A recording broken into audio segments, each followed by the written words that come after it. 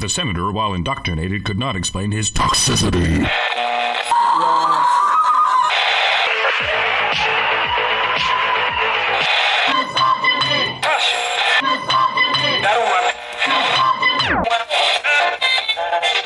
You should not listen to men's rights advocates if you want to know what they have to say.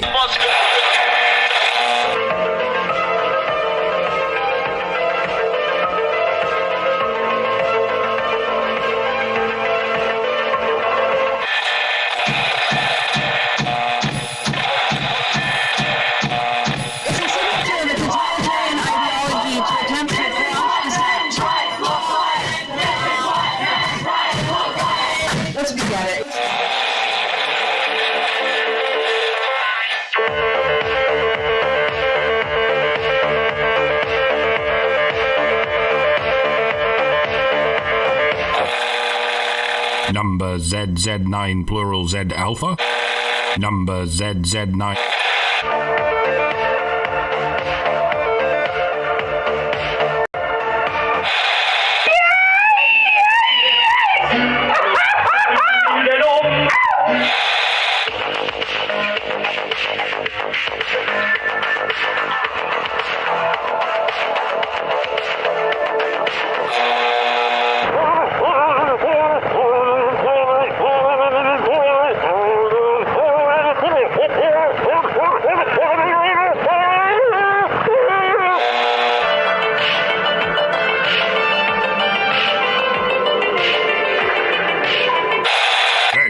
I said I've never seen such hideousness in all my life.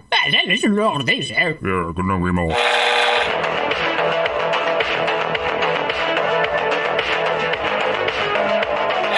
Like a furry torpedo to the jugular. This is Honey Badger Radio. Radio with Buddy.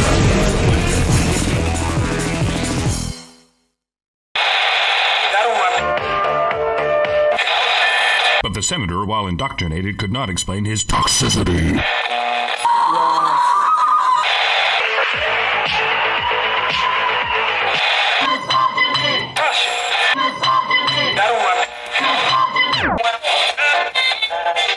You should not listen to men's rights advocates if you want to know what they have to say.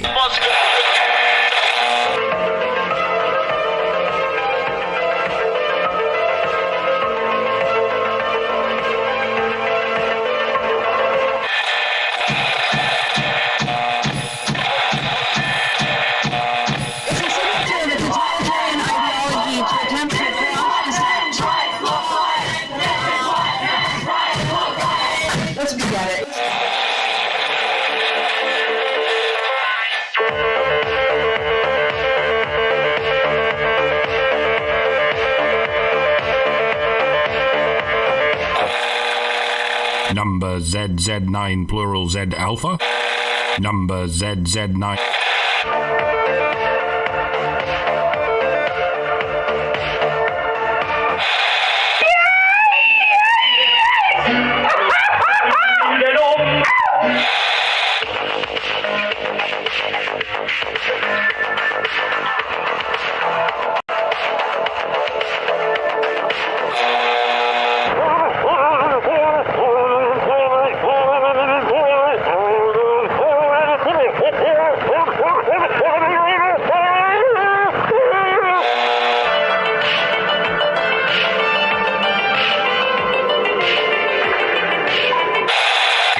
I said I've never seen such hideousness in all my life. Listen to all this, Yeah, couldn't agree more.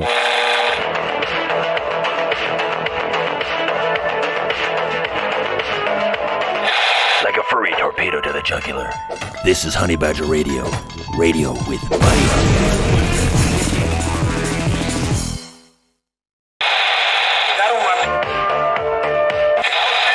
But the senator, while indoctrinated, could not explain his toxicity.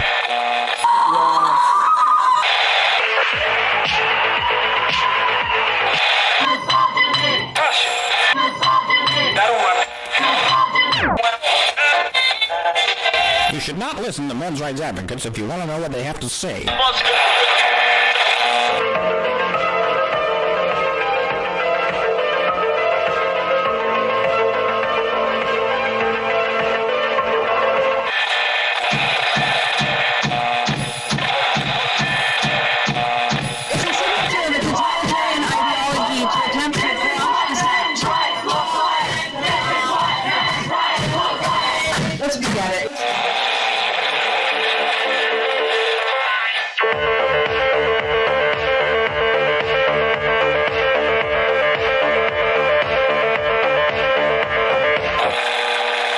Number ZZ9 plural Z alpha. Number ZZ9.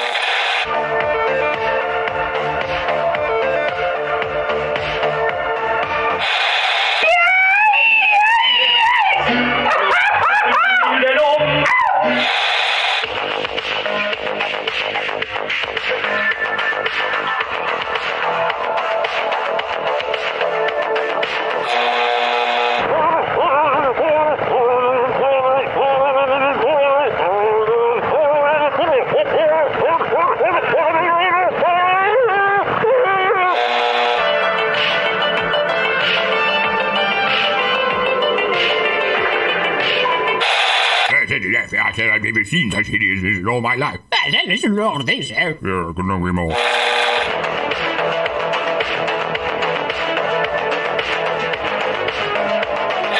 Like a furry torpedo to the jugular.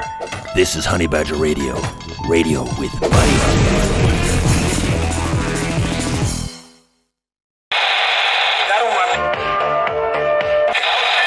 But the senator, while indoctrinated, could not explain his toxicity.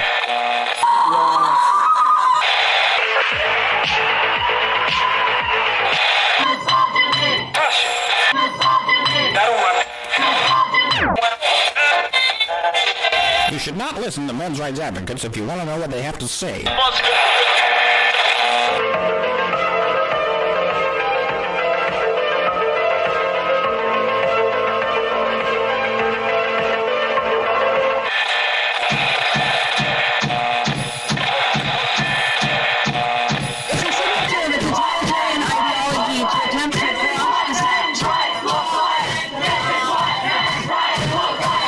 Let's begin it.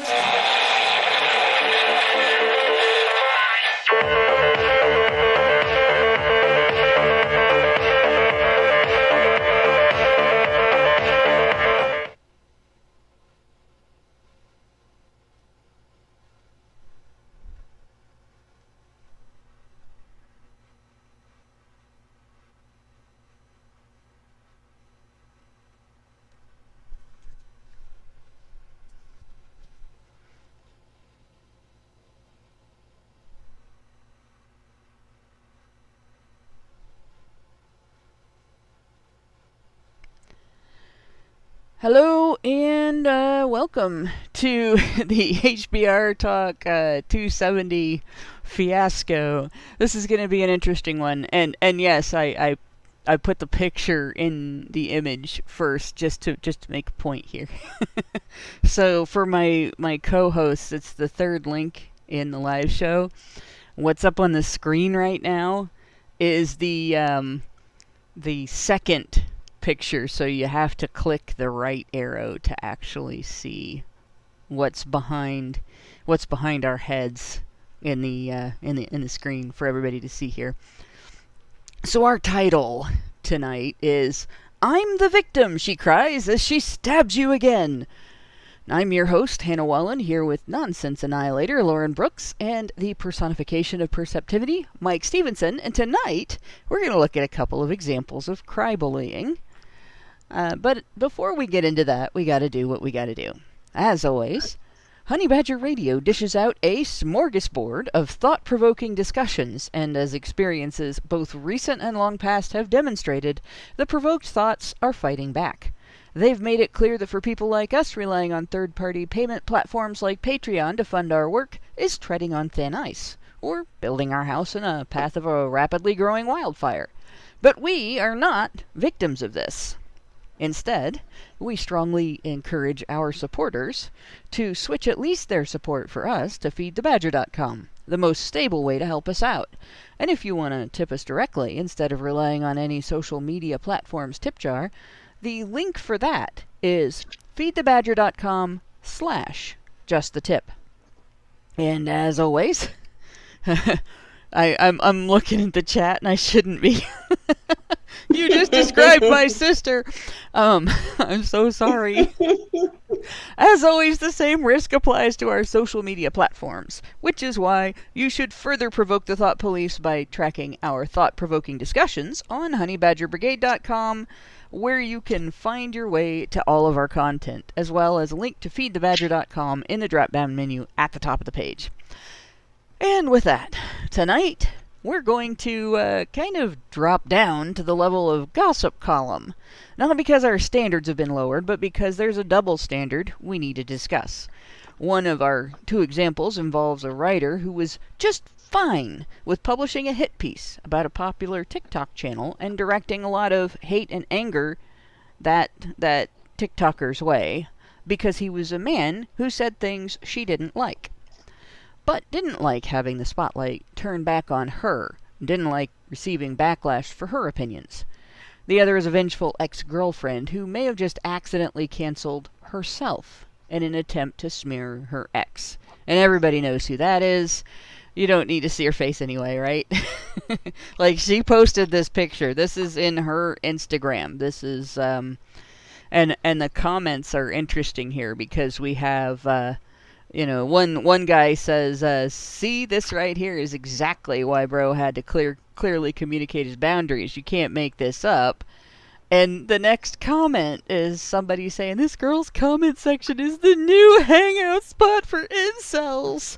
Oh, God. Really? Yeah, really. So... so weak. Like, Surely the appropriate slur would be MGTOW for that situation. I would think. But we're gonna say goodbye to Sarah Brady's boobs for a minute. I mean, they're not very ample. I'm not impressed. I'm sorry, ma'am. You can put those away. Yeah, well, her Instagram shows that she doesn't really do that. So, like, and half her pictures, most of her pictures have some level of side boob. Like, even mine got bigger than that eventually. Like, I don't know how old she is, but when I was in my 20s, before I had my son, mine were at least that small, and now, I'm not anything huge, but I'm at least a C cup. I've discovered that I can find swimwear that completely covers and supports them, and they don't fall out the bottom. Mm-hmm. It's an odd thing to see under boob in a bikini on an obvious A cup. Yeah. That's not an accident. So that's, again, I agree with him. More power to her if she wants to do that. It's fun, and all boobs are fun to look at, or at least most boobs are fun to look at as long as they're on an adult. But yeah, I don't know. I would if I had a girlfriend and all of her social media looked like that, I'd be a little worried myself. I wouldn't have, unless we were in an open relationship. Like, I'd be a little worried. So yeah, I mean, exactly. That's not the type of person that I would have as a girlfriend if I were to have one. Yeah. But it's quite common with women, right? Social media is so addictive, and anytime you post a picture of yourself. And it's so much easier for women than it is for men, because all you have to do is post your body, a cute pic, and that's why they created filters. Your body doesn't have to be this good. It doesn't have to be this in shape, yep. Right? Like, she's pretty buff, surfer, instructor. She's a surfer she's pretty chick. Buff, right? Yeah. But a woman like me, I'm 51. And I'm not in the best of shape. I'm in the process of losing weight, and getting muscles back that I let go over the last 3 years. So I'm probably, like, one of the Tate brothers posted something. What would you rate yourself? And right now, I would rate myself like 2 levels lower than my normal because of the condition I'm in. But I could still post bathing suit pictures right now, and there I would get male attention. Probably it would be from men who are older than me. But it would still be male attention. And then there are people that would ignore how I look and be nice to me because of the things that I've said. That are, interesting things to people, or that are pointing out things that people won't listen to when men say them, stuff like that. So it's just, honestly, like it's not just easier for women. It's insanely easier for women. Mm-hmm. And there are men who enjoy having as their partner the woman that everyone is looking at, and that would be the right guy for her. The guy that wants to show off, I'm with this hot chick, right? And who doesn't worry, who is confident that he, she's not going to find somebody else, and go with that guy, right? And I mean, there's a lot of us, like, even though I'm not male, I have that lack of confidence. Like, well, yeah, there are people out there that are better. So if somebody was engaging in a lot of behavior that is attention seeking, and I was dating them, I would be, I don't know, I would be insecure about it, I think. yeah, I mean, and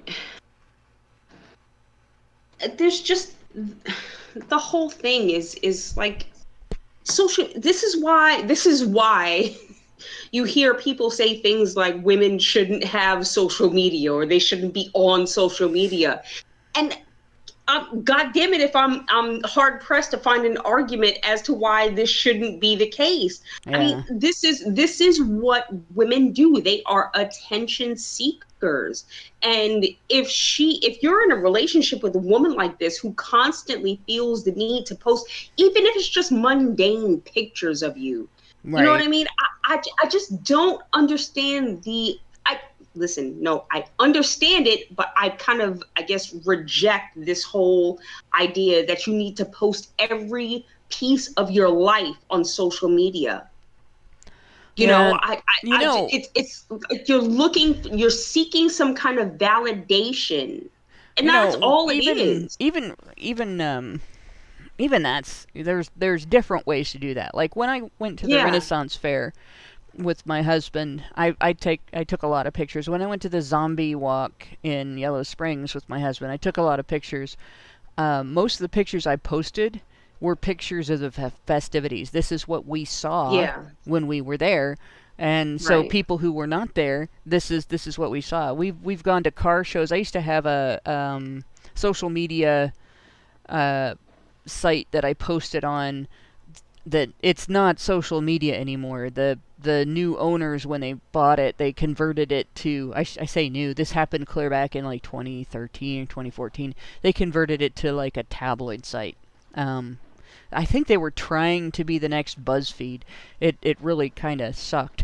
But I had photo blogs on there, and I would go to car shows and post pictures of details from the old cars with captions and descriptions that explained, like I would talk to the guys that were exhibiting the cars and learn about, how they had restored them and how hard it was to get this part or that part. The one I really regret never been getting to talk to the guy. There was a guy who used an old Milwaukee light can as a car part, because he couldn't it was obvious it was a replacement for a part that he couldn't get, and it worked, it functioned, the engine ran, so it was kind of cool. And I really wanted to talk to that guy, and there was somebody that tried to help me find him, but we never did find him. I don't know what he was doing at that time, but we had to leave, and I never got to talk to him and find out his journey from, I have to replace this part, to I'm going to put an old Milwaukee beer can in instead. And I really wanted to hear that story. But those kind of things, like that's the attention you're seeking in that way of posting, is more of, look what I got to see, look what I got to do, here's what it looked like, you might like it too, as opposed to, hey, I have boobs, look at them, and like I said, it's more power to her. If that's what she wants to do, fine. But it's fair that there are people, both sexes too, there are people who, as partners, are going to be insecure about their partner's loyalty if their partner behaves that way. And I learned in my early 30s, because I really didn't do a lot of picture posting on social media in my 20s. In fact, there wasn't much social media when I was in my early 20s. None. So, like not for posting pictures anyway.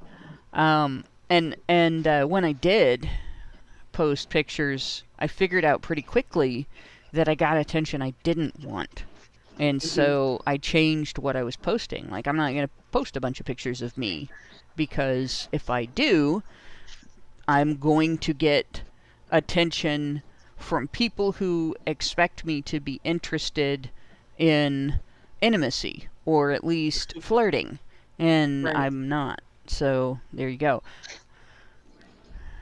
But yeah, that's probably part of the reason why, like I said, I would be insecure if I had a girlfriend and she was posting tit pics.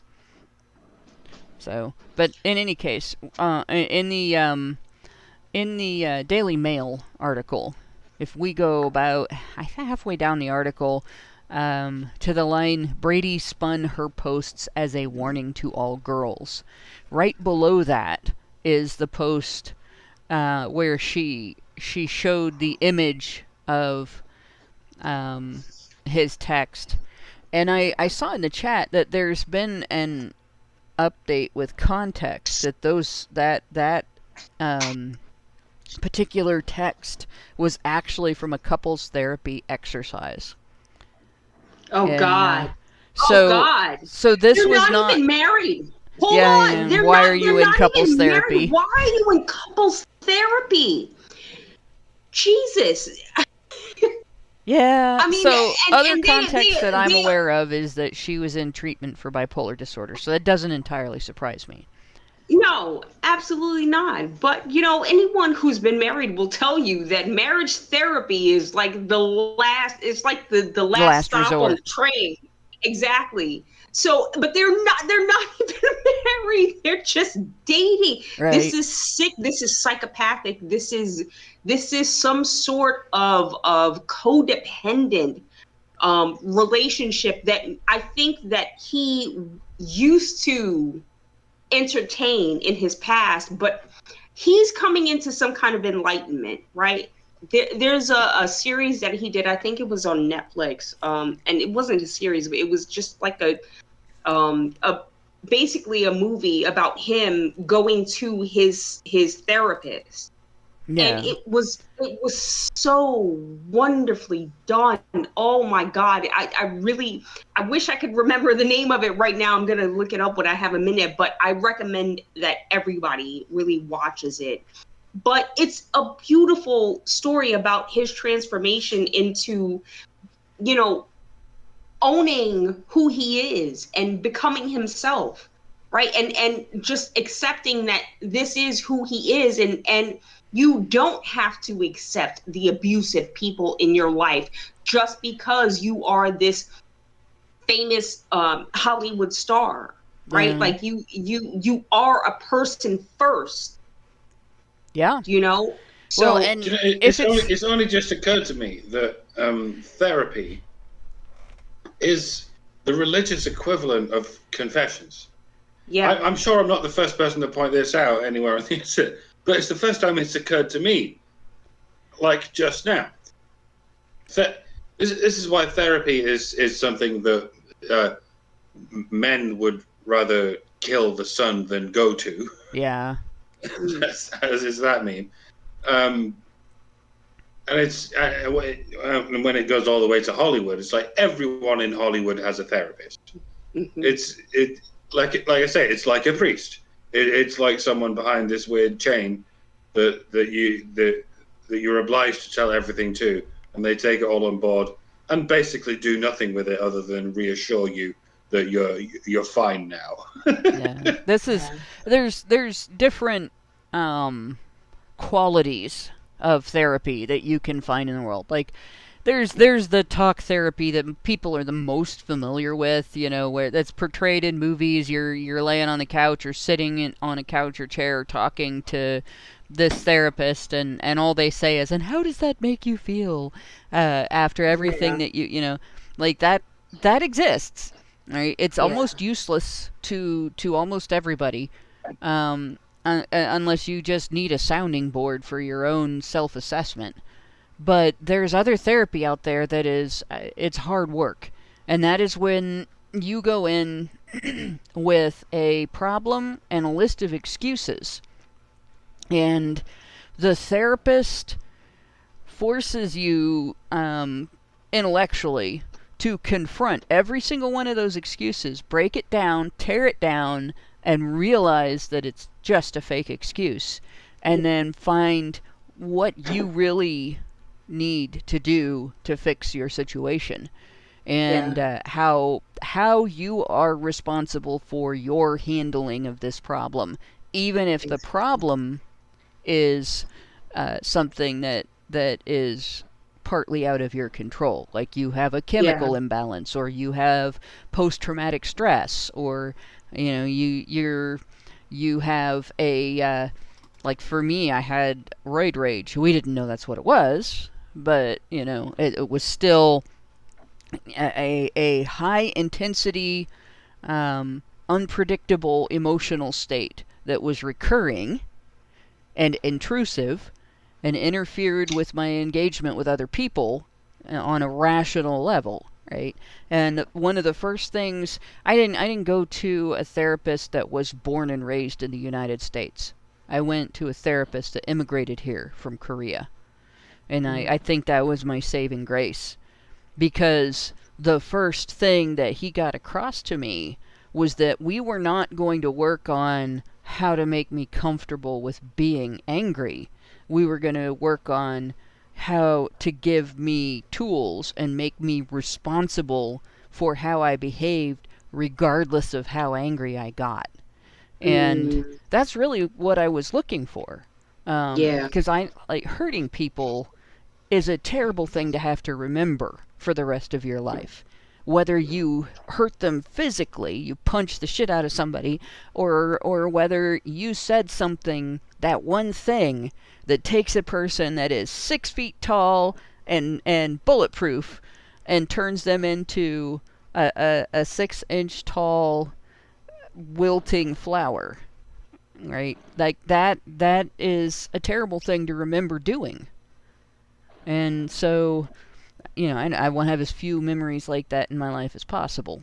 I mean, even though I am admittedly rude on Twitter, you guys have no idea. Like, that's amateurish compared to what I am capable of, and what I have learned to control and not do. And it's something that everybody needs to understand when it comes to therapy. If you are looking for a therapist, you should be, unless you just need somebody to help you think out your own thoughts, you should be avoiding that former type of therapist and looking for the guy that's going to tell you, all right, what we're going to do in here is hard work. You're going to be pulling most of the weight, and we are going to make you responsible for your own behavior. Mm-hmm. Yeah. Because that's it. Therapy that does that only works. It is the only therapy that really works, and it's rare. Yeah. It's very sadly rare. But here we have this text.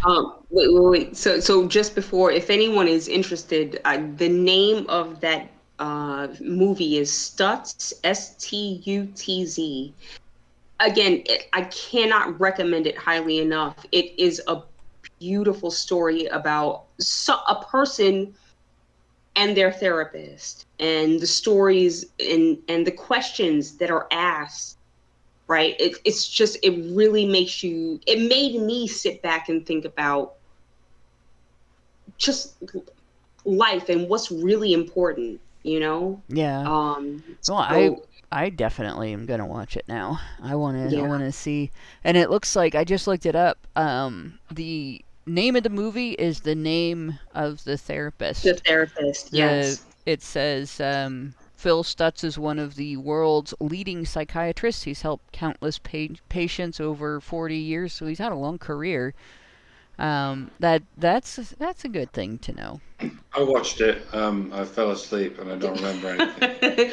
This is not a review. I'm No, just it's saying. not. Yeah. I'm gonna make you watch it again. I would rather do therapy than do therapy. Yes. Yeah.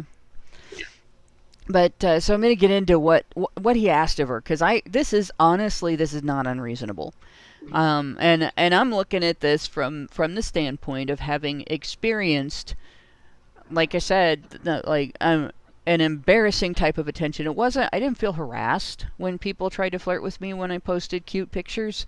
I felt embarrassed, like, oh no, I gave people the wrong idea, right? This isn't what I was looking for. I shouldn't do this if it's not what I'm looking for. So, in any case, let's see. Plain and simple, he says, if you need surfing with men, and for people who, like, I don't surf, but I've been on a skateboard, and skateboarding was invented by surfers as a thing to do when there's no waves, right? And skateboarding is a high adrenaline activity. Bike riding, high adrenaline activity. And most athletics are a high adrenaline activity. When you're alone with a guy and you engage in a high adrenaline activity, you're more likely to bond with that person emotionally. And it is harder to separate that bond in terms of friendship versus romance. It is more likely for you to have a moment in that moment, as opposed to, say, walking down the street together, or working on a project in the office together, unless it's a particularly exciting project where you're going to develop feelings, or, like, I like the phrase catch feelings, like, they're floating around in the air, like germs, and all of a sudden you're infected with a crush. And those happen to people in a lot of relationships. You get, like, oh, this is my work crush, but I would never act on it, and blah, blah, blah. And most of the time that's true. But if you do that all the time, with the same guys all the time, you do create a risk that you're going to make a stupid mistake. Yeah. So it's not really inappropriate to say surfing with men, and I think he probably was specifically saying surfing with men without him there, because he's a surfer too. They say don't stick your dick in crazy, but here's the fancy new hippie new way to say it: don't stick your mind in crazy. Yep. Either. That's kind of even. That's probably what the phrase "don't stick it." Whatever. Just don't stick any of your orifices. Just stay away from crazy. Crazy is not what you want. Strange is not what you want. Stay away from this crazy strange. It's pretty simple. Well, and then if she tells you that she was diagnosed with bipolar disorder, that's a flag. And it's not that people with bipolar disorder can't have relationships. It's that there are problems that happen specifically with that disorder, and the manic episodes, that it becomes an excuse. Oh, I was manic. Your bad behavior is now excused. Oh, I was manic. Well, okay, why are you in therapy? To learn not to go out of control when I'm manic, and to get medication to keep me from having so many manic episodes and have them be so dramatic. Alright, so what was that first thing you said again? Like, to learn not to engage in dysfunctional behavior when you're in a manic episode, to develop more control, right? So then being manic is not an excuse. And of course you're going to get, well, everybody falls off the wagon, everybody makes mistakes. Alright, but you still are responsible for your behavior. Just like somebody who is not drinking, who falls off the wagon, right, is responsible for their behavior. Because unless somebody else shoved that drink down their throat, it was their action. So there's the one side where a person with a diagnosis, bipolar disorder, borderline personality disorder, any type of mood or personality disorder that has as part of its symptoms dysfunctional behavior that crosses other people's boundaries or engages in levels of abuse, is self-destructive, is embarrassing, right? That there is this degree of using the disorder as a shield against culpability, where someone's personal agency would make them otherwise culpable for their behavior, despite the disorder, right? And it's one thing to accept reduced culpability in someone because, hey, you have this struggle, and you can recognize the struggle and say, I know this is hard for you, and support the person in having that control and not put roadblocks in their way, right? But at the other end of it, you still have to hold them accountable, and they have to be able to hold themselves accountable. So they can't just say, well, I need this because I'm bipolar, I'm going to do this, and then not regret it later because I'm bipolar, and blah, blah, blah. The other end of it is people who have a diagnosis have a tendency to get dismissed by everyone around them. If they have thoughts, feelings, beliefs, interests, and so on that are not popular with the people around them. So they may be experiencing a frequent thing of the people around them attribute their perspective on something, their position on something, to their disorder, and don't treat them like a fully accountable, thinking human being. And at both ends of that, there's some fairness and there's some unfairness. And it's a very difficult relationship to have. So somebody should not embark on that if they are not prepared for that. Like, you're not just stepping into a relationship. It's like taking on a relationship with any other disability. If you choose to have a relationship with somebody who cannot walk, then you are choosing to alter your life in ways that will accommodate that person's inability to walk, and that will support that person's ability to control their movement despite not being able to use their legs to have that control. And so it's you're saying, I will do more work in this relationship than I would have to do if your legs worked. And in the case of a relationship with somebody who has a mood disorder or personality disorder or any other kind of mental health condition, you are saying, I am willing to do more work in this relationship than I would do if you did not have this disability. And, it's not fair on either side for someone to embark on that relationship without that expectation. And I think a lot of people don't understand that with regard to mental health conditions and disabilities, physical as well. So, but he goes on, right? Boundaryless, inappropriate friendships with men. No man should have to ask a woman not to do this, ever. I'm sorry, where are you? It's if you hit Control F and type in Hill complaining about social media photos, it'll take you right to the top of it. And you'll see a picture. It's got a photo of him at the top of the phone screen. It says Jonah. Control F what? Control F, and I'm going to put it in the chat. That makes it easier. There we go. And that will be in the Daily Mail article. Okay, carry on. Sorry. It's okay. It's just we got a lot to look at here. But this is actually the main thing that I wanted to go over with regard to the Hill thing, because this is the crux of what everybody's talking about. His boundaries, his specific boundaries, right? So his second criterion was boundaryless, inappropriate friendships with men. Like I said, no man should have to ask his female partner not to do that. Either you're in an open relationship that you've both agreed on and that you're both comfortable with, or you're not. You don't do this.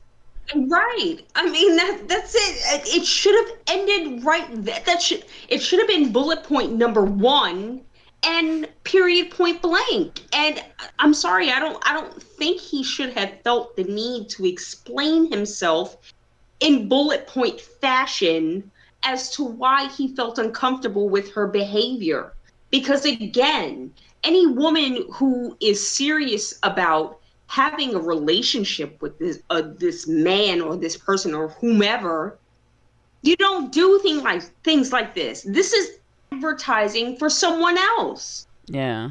And when we say boundaryless, I mean, like, that implies to me that there's a lot of touching involved. And I'm not talking about, like, my friend group, my local friend group, when we hang out together and everybody's leaving, to go home, we all hug each other. Like, we're really close. And, yeah, like, that's touching, but it's just hugging.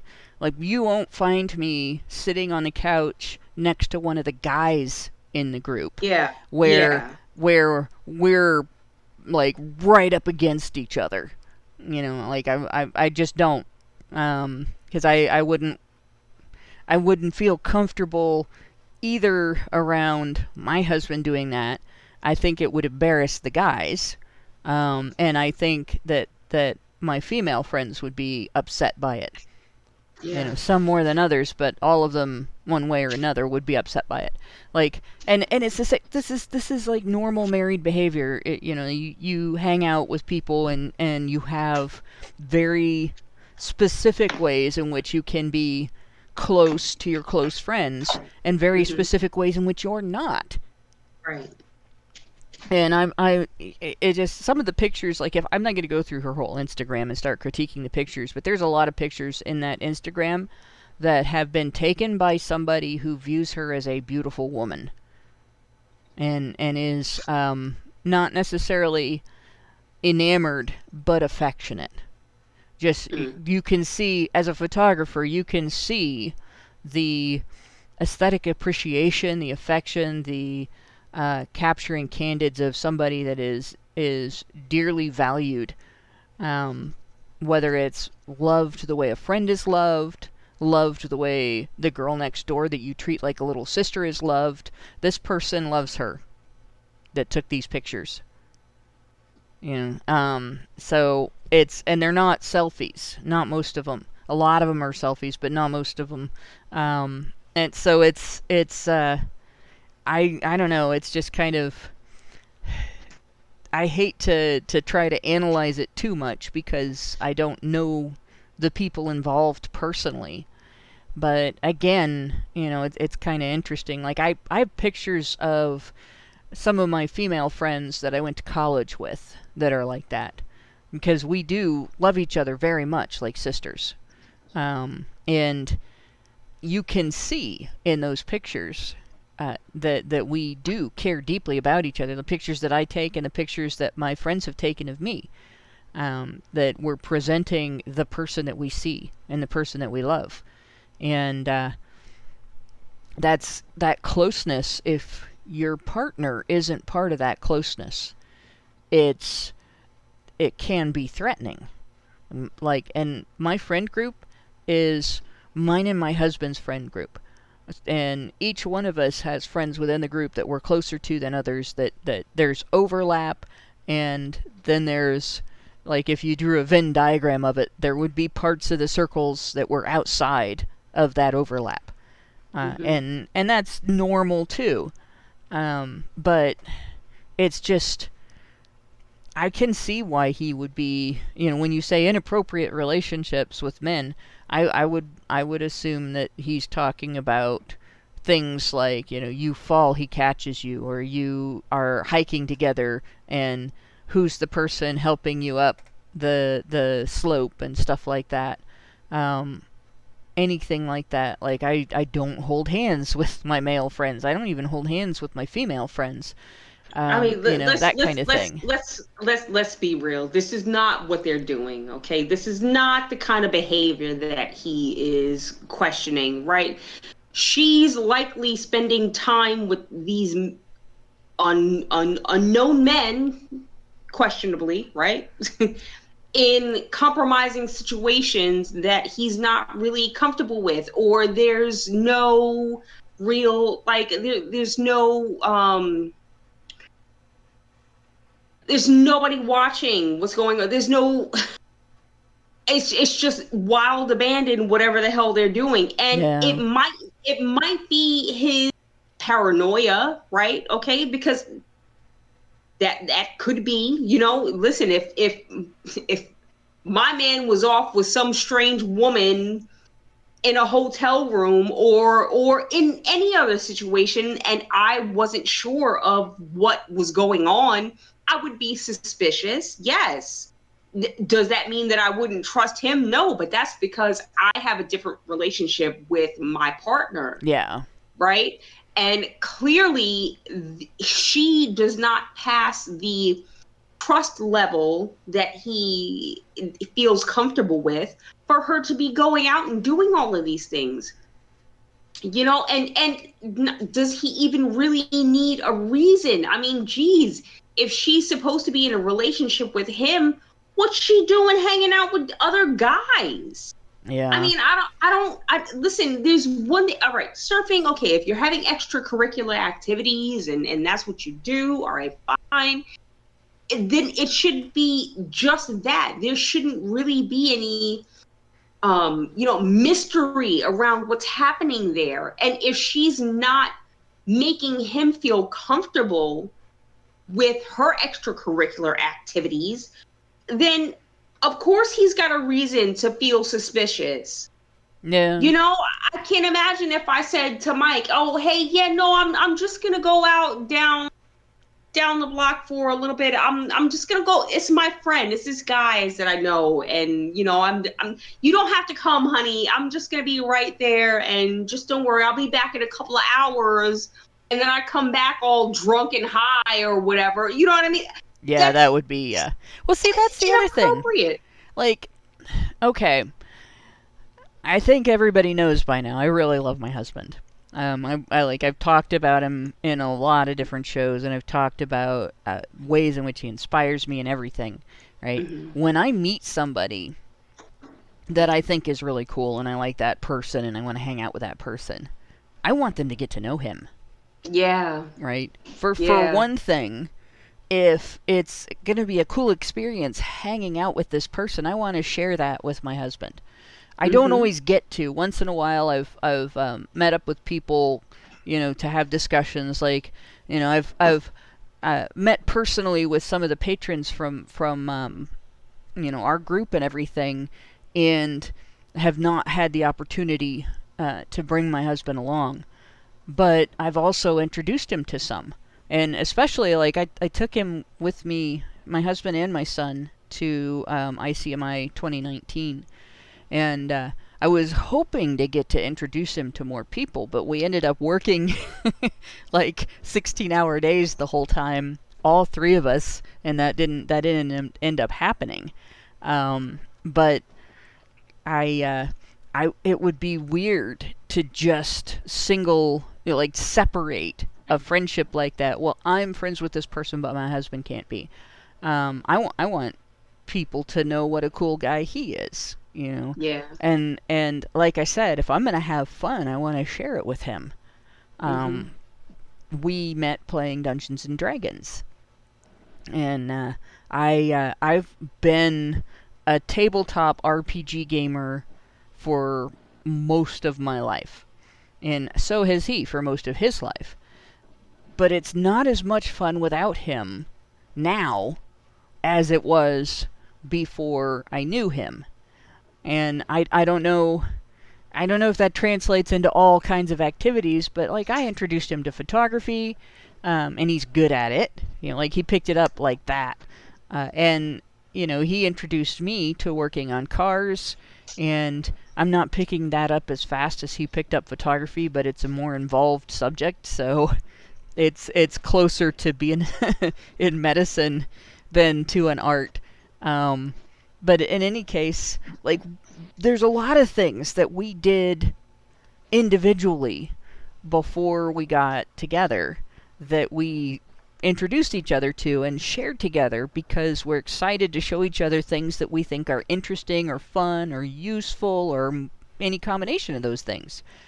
And that's part of being in a relationship. So if you're like the girl that is going, well, I'm going to go off with these guys and you're not part of it.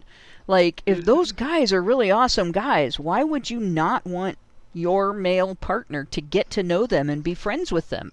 Right. Right. You know, why would you want to separate that? But, exactly. Because then all of your worlds could collide. You know what I mean? You don't have to keep one from the other, and nobody has to feel like they're being slighted.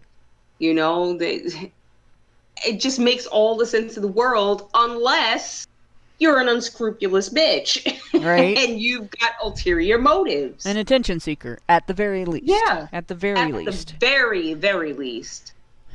But, you know, and some of these, are things that if you isolated it by itself, out of the context of the rest of these, then they would be debatable. Somewhat. Yeah. Right? Like, especially if a guy dated, the next one is a model, to model. If a guy started dating a model and then said, I don't want you modeling anymore because you're with me, that would be unfair. But that's not what happened. You know, he started dating a surfing instructor. And just because you're attractive does not mean you have to model, right? So what we're looking at here is a pattern of things that are objections to attention seeking. We have to model, to post pictures of yourself in a bathing suit, to post sexual pictures. I can't separate those three because of the previous two. Right. When you look at that set, that paints a picture of a guy who is at his wit's end because his partner is seeking everyone's attention but his. Like, the most important attention in the world to me is my husband's attention. Everything you guys get to hear about, in terms of, like, thoughts and ideas and everything, he's heard about it all first.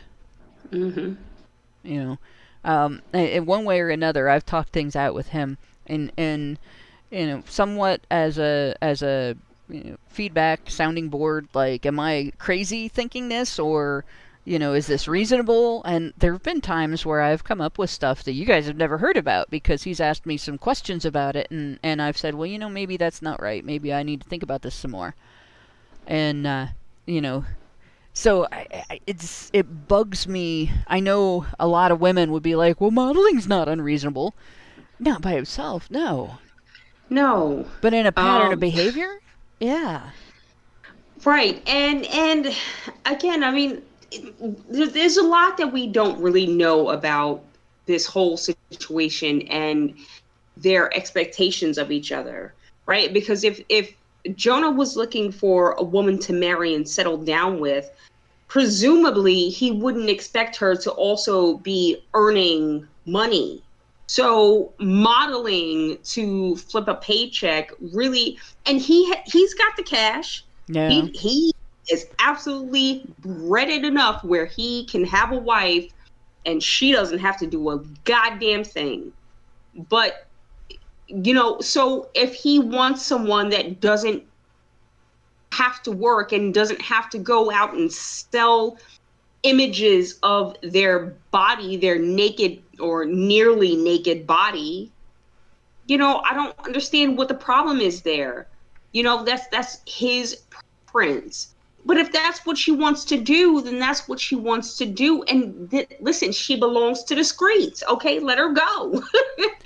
Yeah. Let her go. Well, and again, this is one of those, you are agreeing in a relationship to accommodate each other, to be invested in each other's welfare.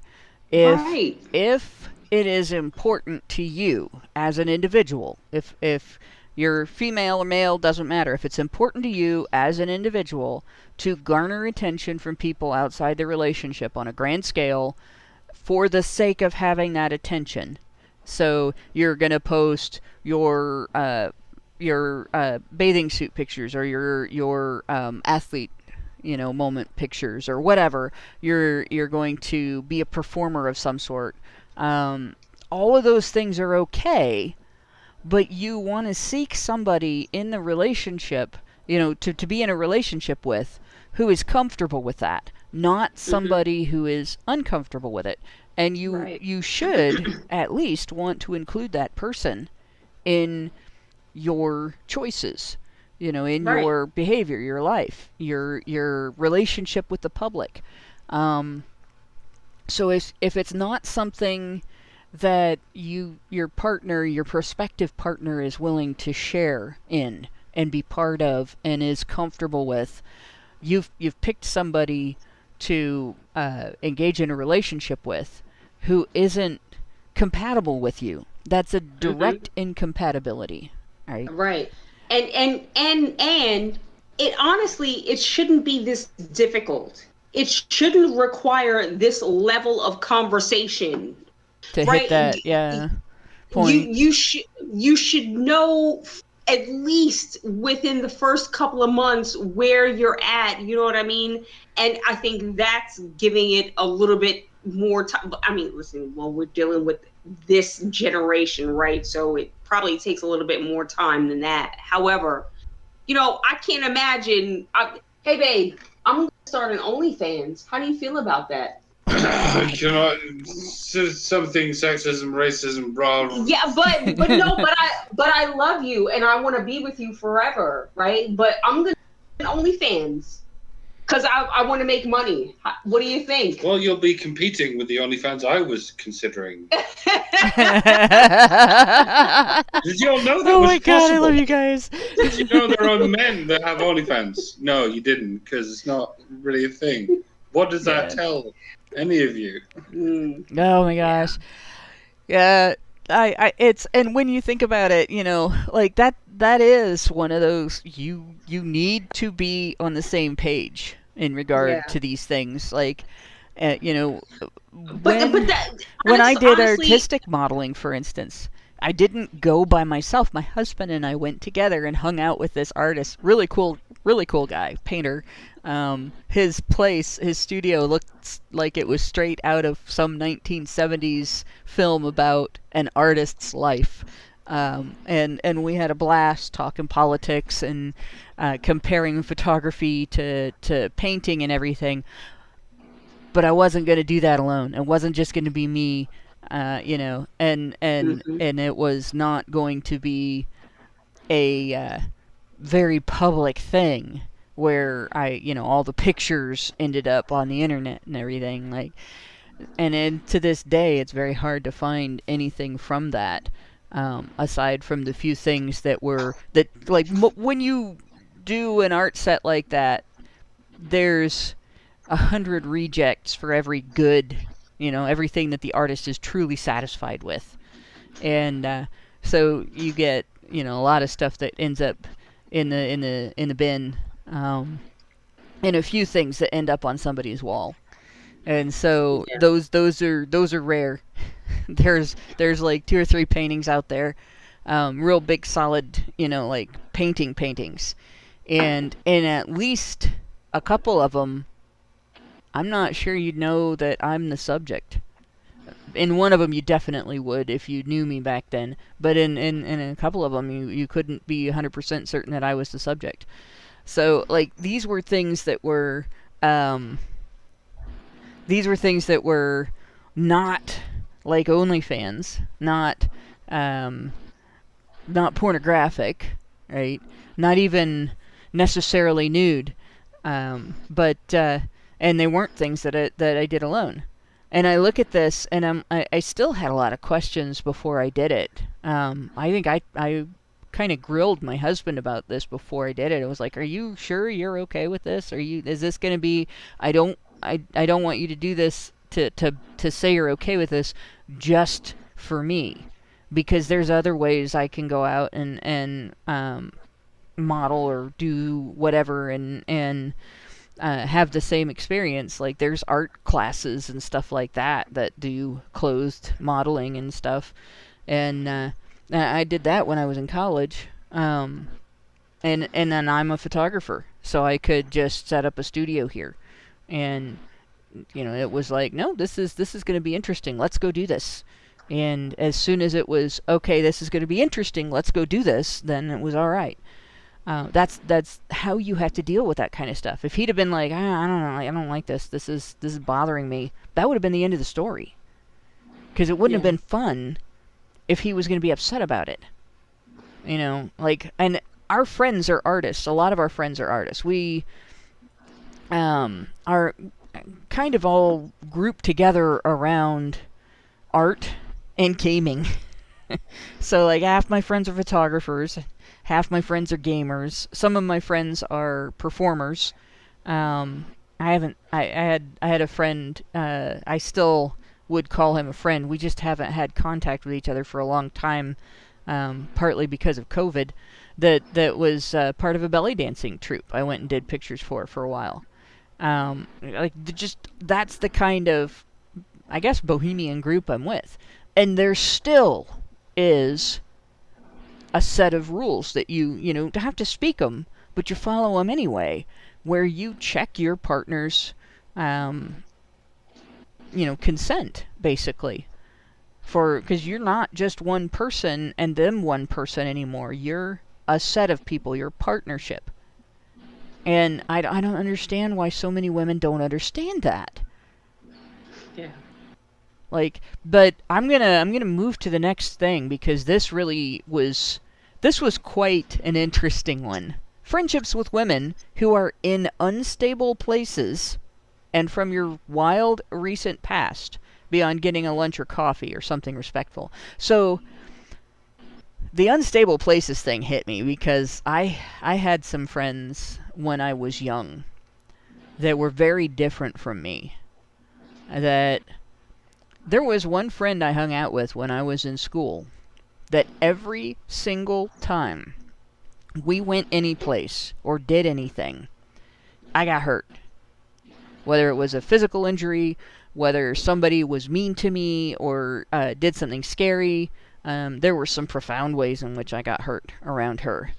And it was because she was in an unstable place, and every time I spent time with her, instead of me pulling her out of that instability, she pulled me into her instability, and I was not grounded enough to dig in my heels and not be subject to that, right? So I wasn't an anchor. I was more of like the poor schlub on a pair of water skis hanging onto the little triangular thing behind the boat going, slow down! So I decided to let go. The point of this being, when you have a friendship like that, you put yourself in danger if you continue to make yourself a part of this person's instability. So with him doing this may be a continuation of the trust issue, but it might also be concern that this is going to get her hurt. Guys protect their partners in ways that their partners are not always aware of. I doubt my husband would have been comfortable with me continuing that friendship if I had still been in it when we met, and when we got together. I think he probably would have said, every time you hang out with her, you get hurt. You probably should just cut her off. And that might be the conversation they had in the background. You never know. But women who can't respect a man's concerns about their faithfulness and their trust, their trustworthiness, also aren't going to respect a man's concerns about their safety. Yeah. Agreed. I mean, I'm just, again, with this last thing, I'm concerned about why he would even choose someone that has an unstable past with unstable people if he wants to then find a stable future. You know, I mean... Yeah, I think this is a vulnerability. And I know a lot of guys, get together with a woman who is exciting and fun and sexy and all that, and then realize that those things don't make her a perfect partner. Right. And right. Like a woman can be exciting and fun and sexy without being unstable, though. Exactly. This is where you're supposed to chime in, Mike. God damn it. It's been 4 years and I've yet to detect a single sign of crazy in Lauren. It's so weird. Women are supposed to be crazy, and Lauren's just sat here being all not crazy. I'm pretty sure she's a fed.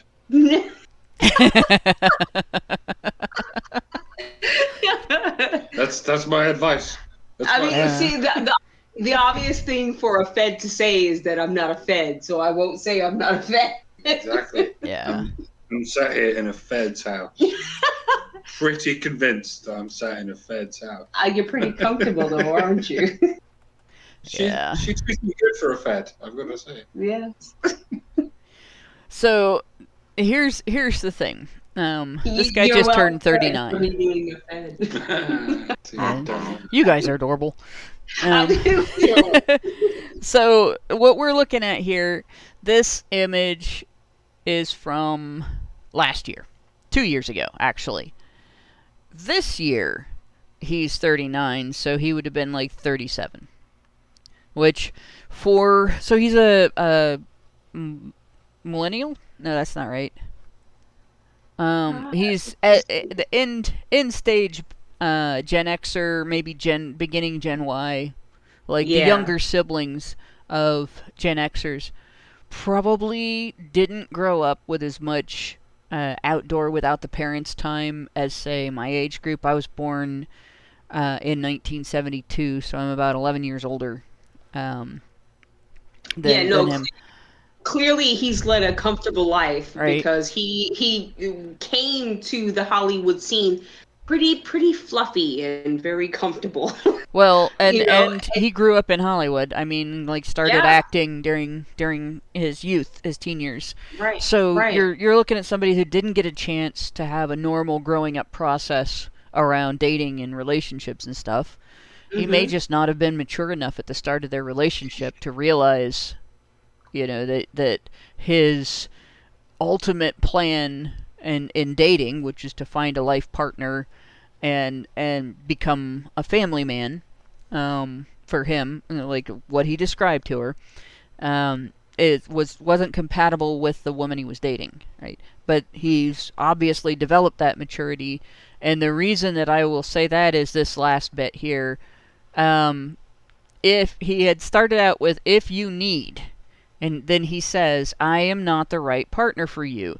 If these things bring you to a place of happiness, I support it, and there will be no hard feelings. These are my boundaries for romantic partnership." Meaning,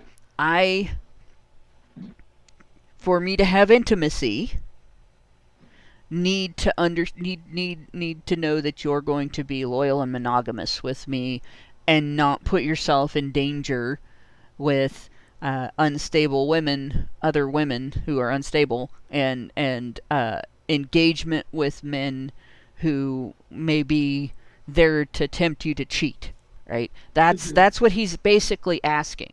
He was more specific than that. But that specificity all revolves around, don't look like you're going to cheat on me. Don't cheat on me. Don't exclude me from your exciting, happy moments. And don't engage in a lot of high-risk behaviors with other women. That's not unreasonable. No. And they're treating... they're treating him like he's the bad guy for it. That last paragraph, he didn't say, if you need these things, you are not the right partner for me. Right. What did he say? I am not the right partner for you. Exactly. And that, he made himself the stick in the mud to her Holly Golightly life.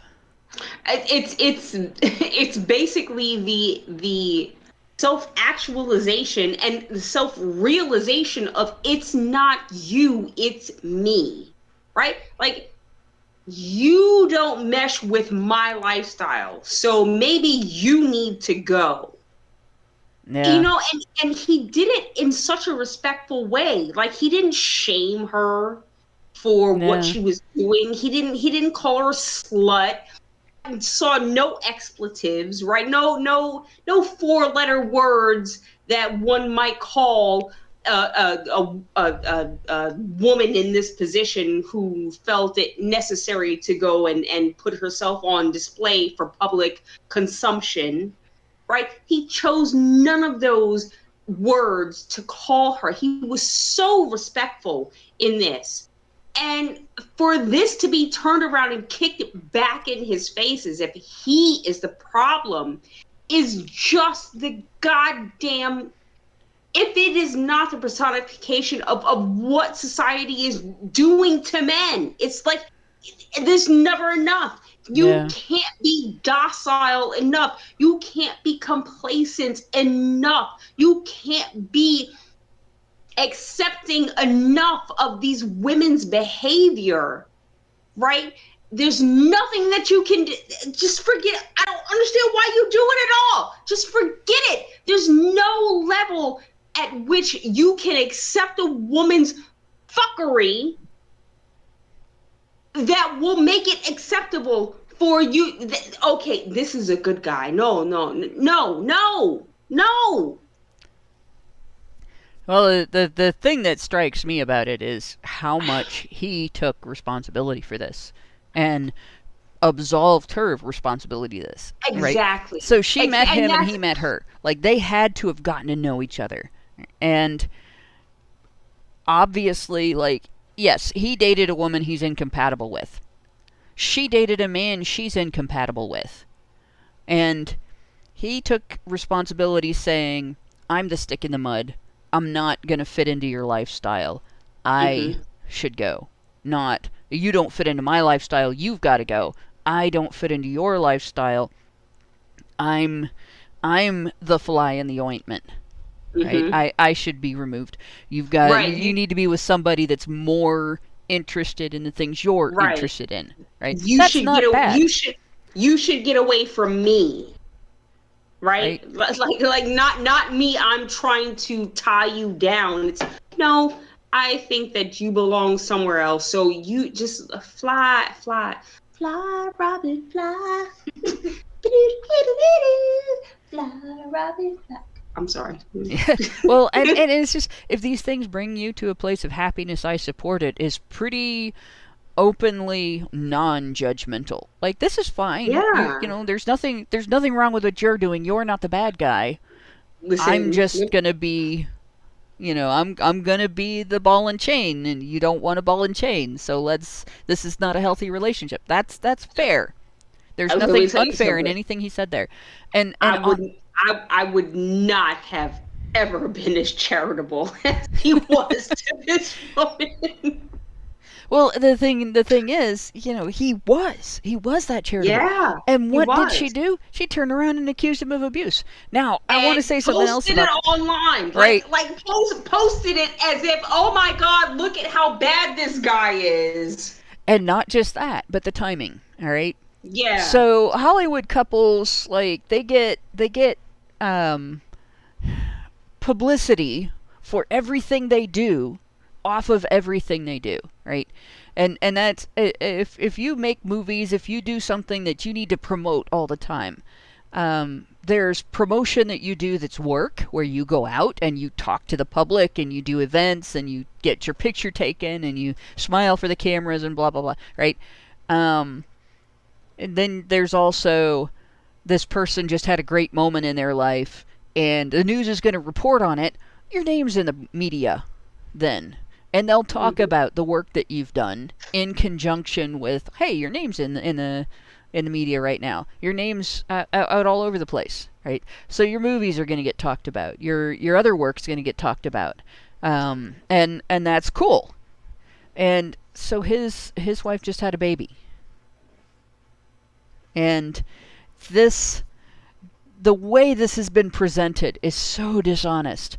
She says that she waited until after the baby was born so that she wouldn't physically affect the couple with what she was going to release.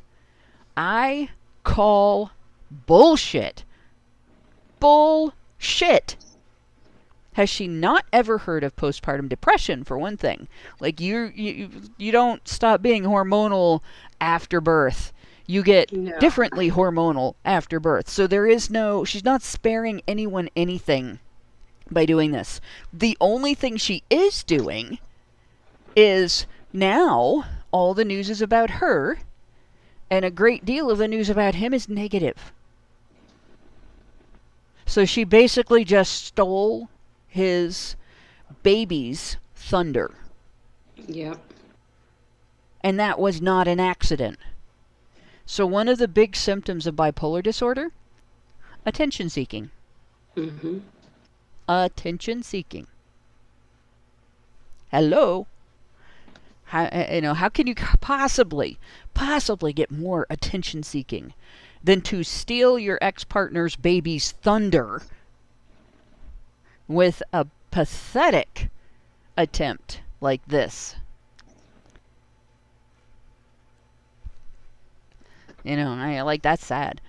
And as for it, not affecting his current partner, his wife, of course it does.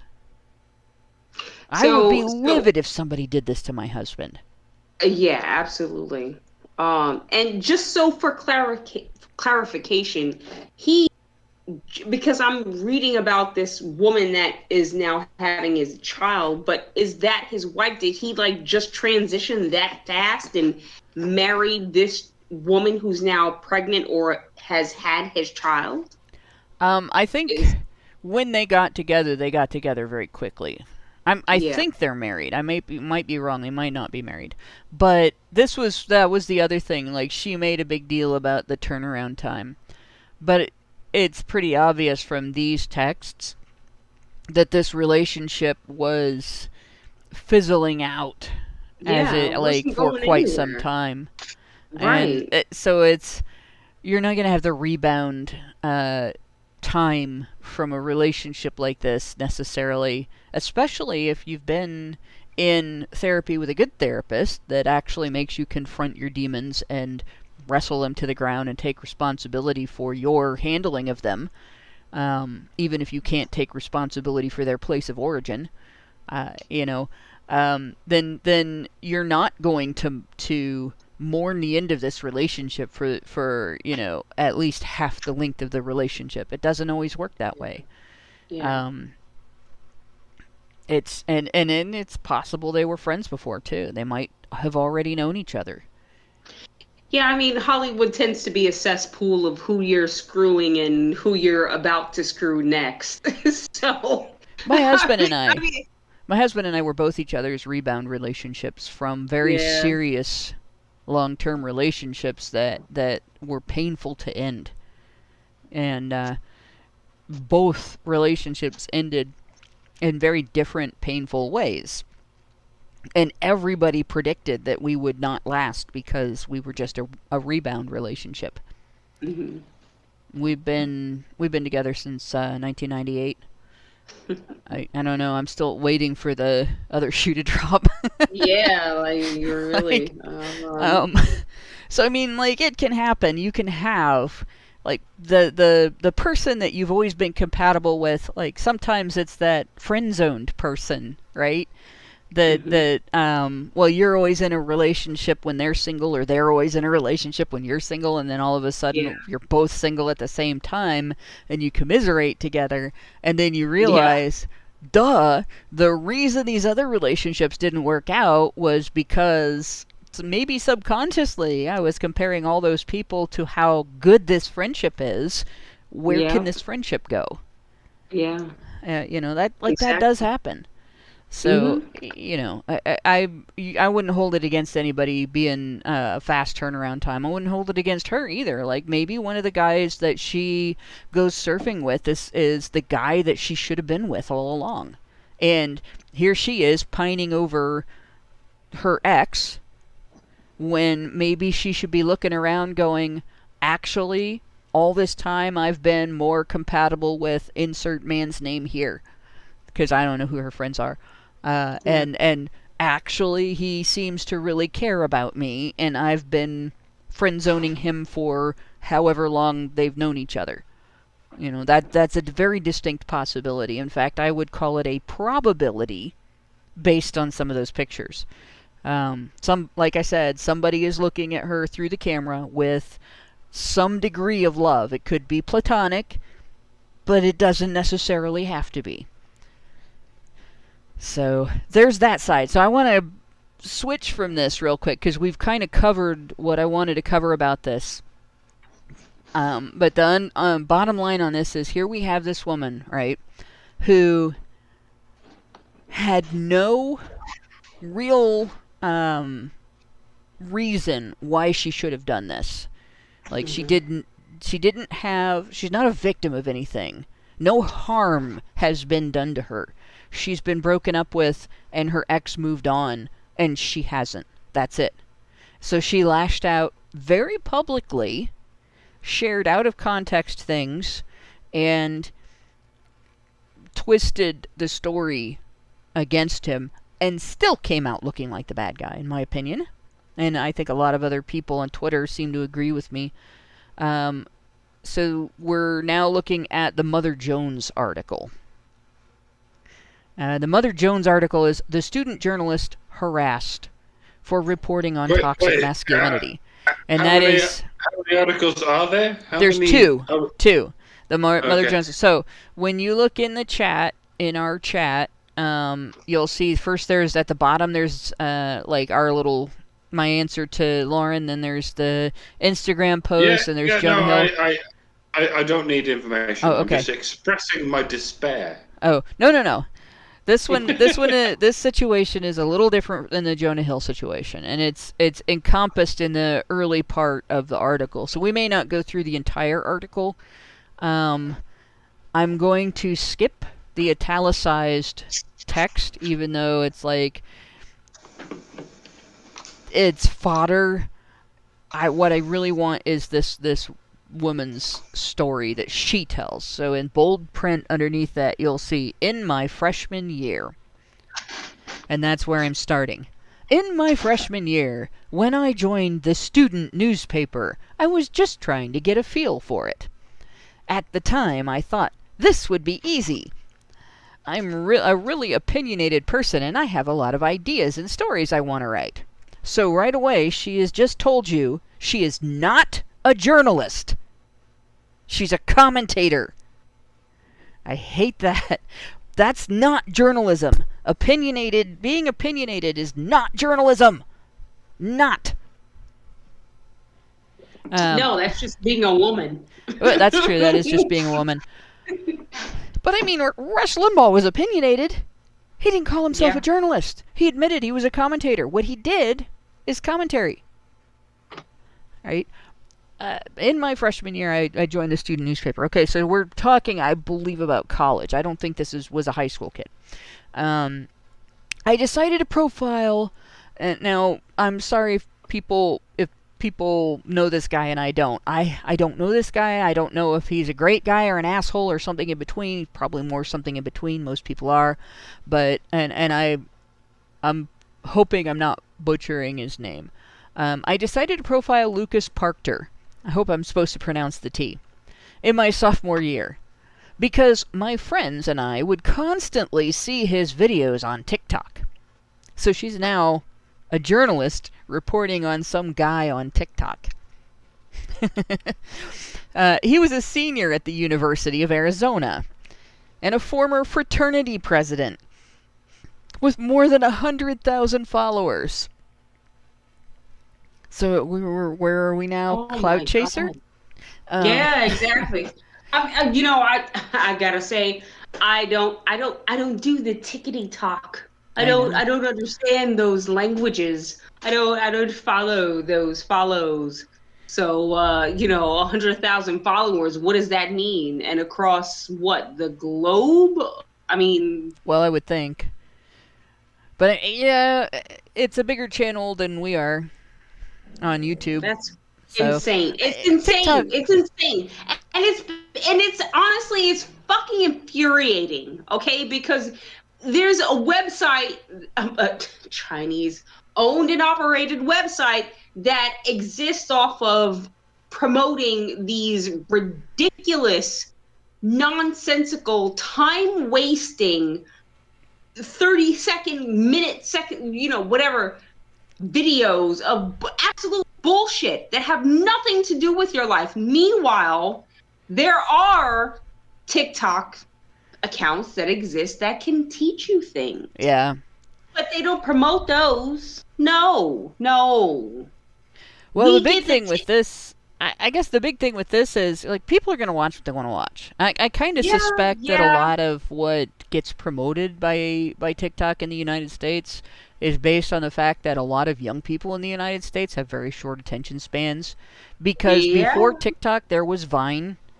And although Vine withered and died, pun intended, it was similar. It was very similar to TikTok in that it involved short videos and promoted a lot of lightweight stuff. It wasn't, like a lot of YouTube stuff can be very in-depth and everything. And there's a lot of different things on YouTube that are popular.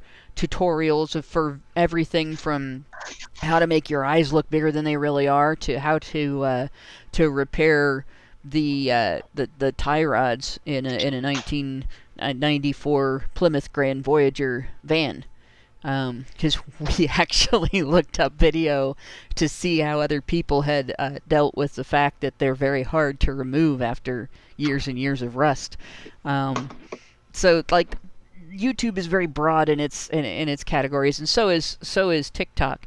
But if you only go for what's trending on YouTube, like if you don't have any history, any Google history on a particular computer, you don't have a Google account that you're logged into, and Google doesn't know what you personally have looked up. When you open YouTube and you look at the main page, what it shows you is a bunch of similar items to what people complain about TikTok showing. However, if I open up YouTube right now, like if I show you my front page on YouTube, you're going to see a combination of videos that I watch out of weird curiosity. Like there's a channel that claims to be Anonymous Official that I've been kind of like looking at some of the stuff on there just to see who's posting as Anonymous Official.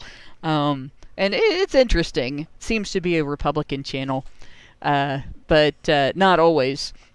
And then you see a bunch of creepypasta, and you'd see some science spam, and a bunch of other cat videos.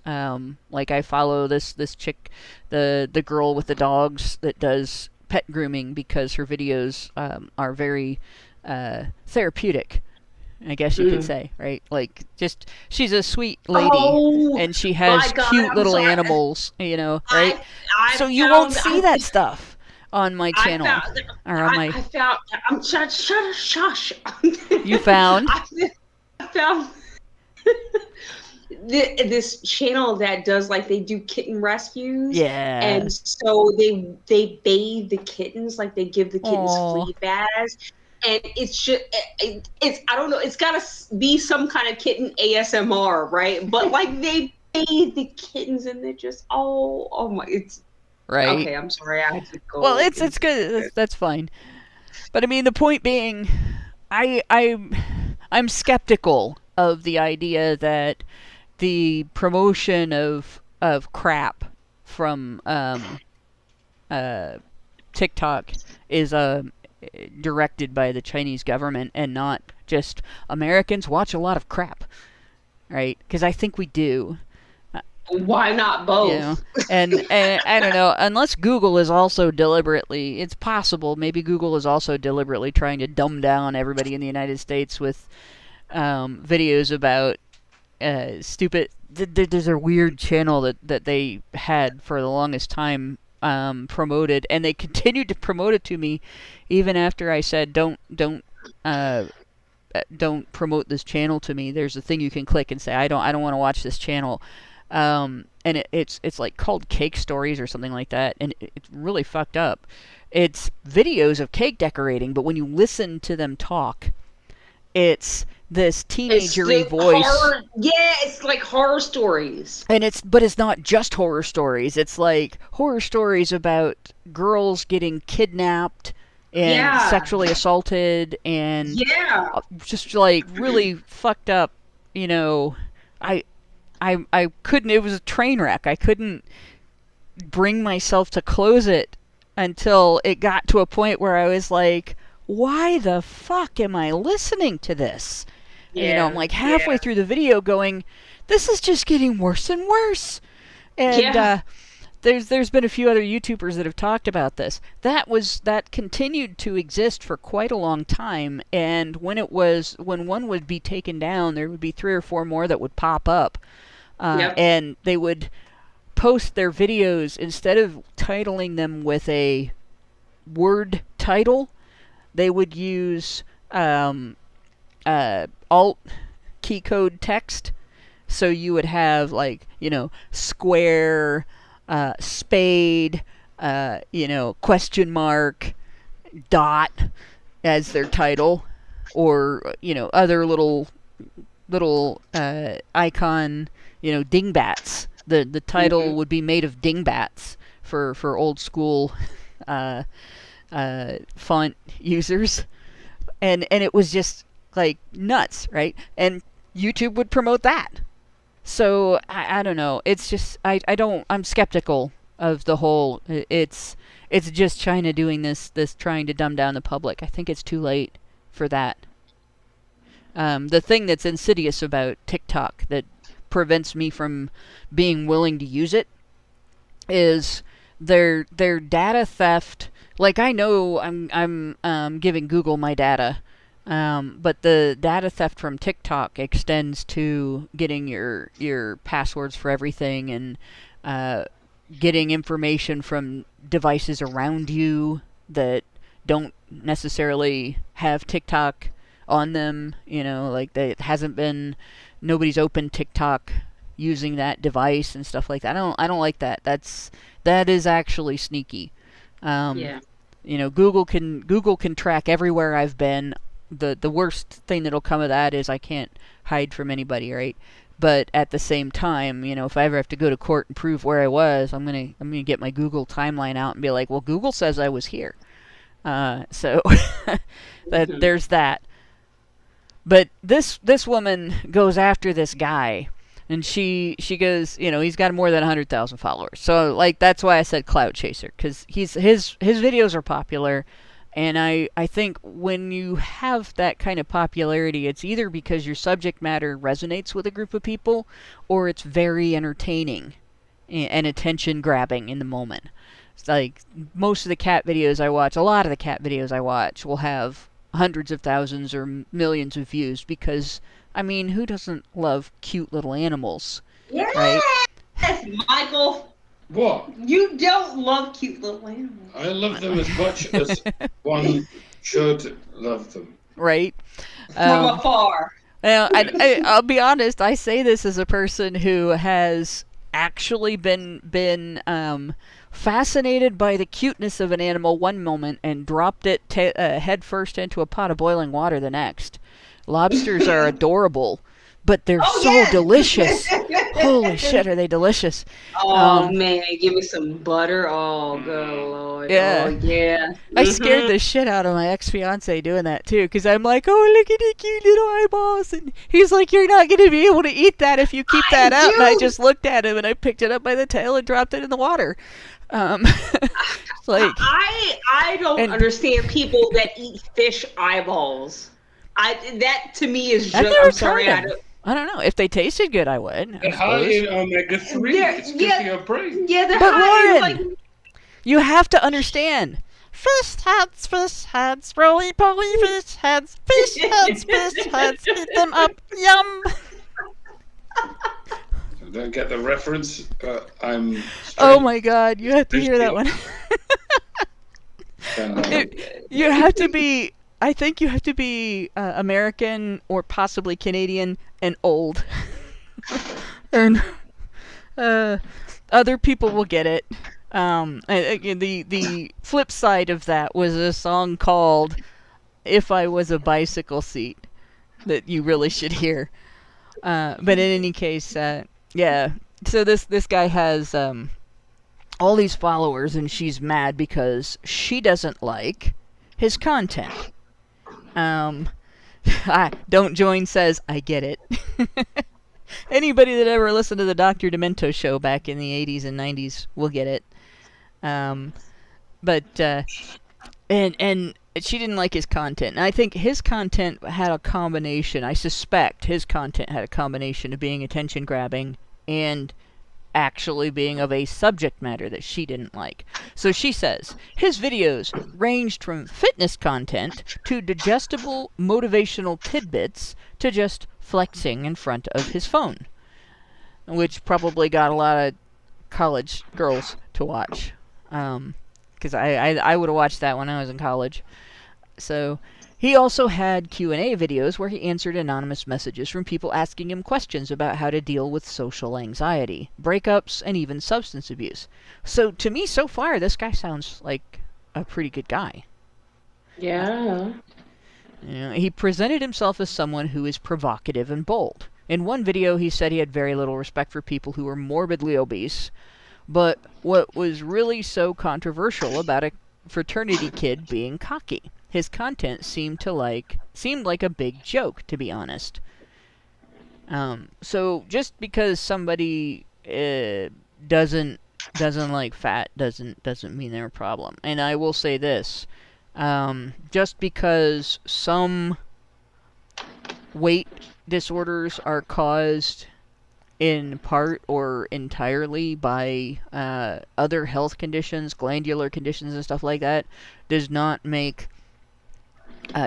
create a situation in which you owe all people who are morbidly obese your respect, necessarily. Mm-hmm. Like, that's kind of...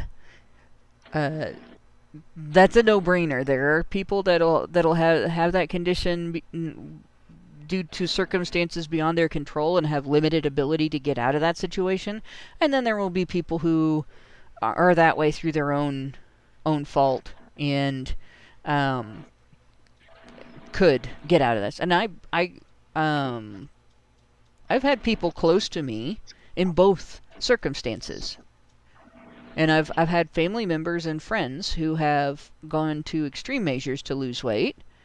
And I've got some folks in my life that are in a situation where they've just been told there's nothing you can do.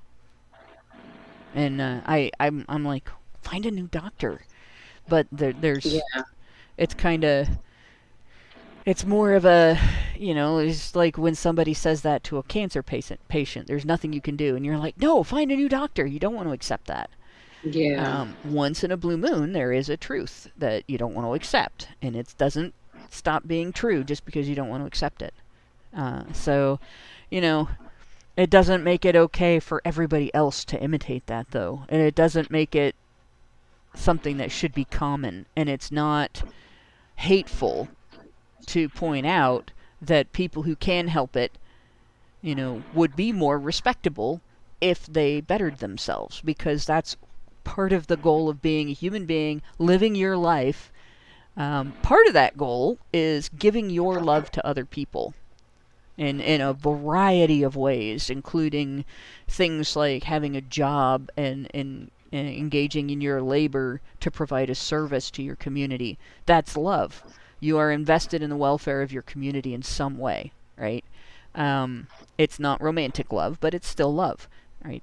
That's part of it. Another part of it is improving yourself, becoming the best you that you can be. And encouraging people to wallow in some level of not the best you that you can be is cruel when there's something they can do about it. So I hate when they bring up an example like that and they're like, this is a bad guy because he doesn't like fat people. Like, so?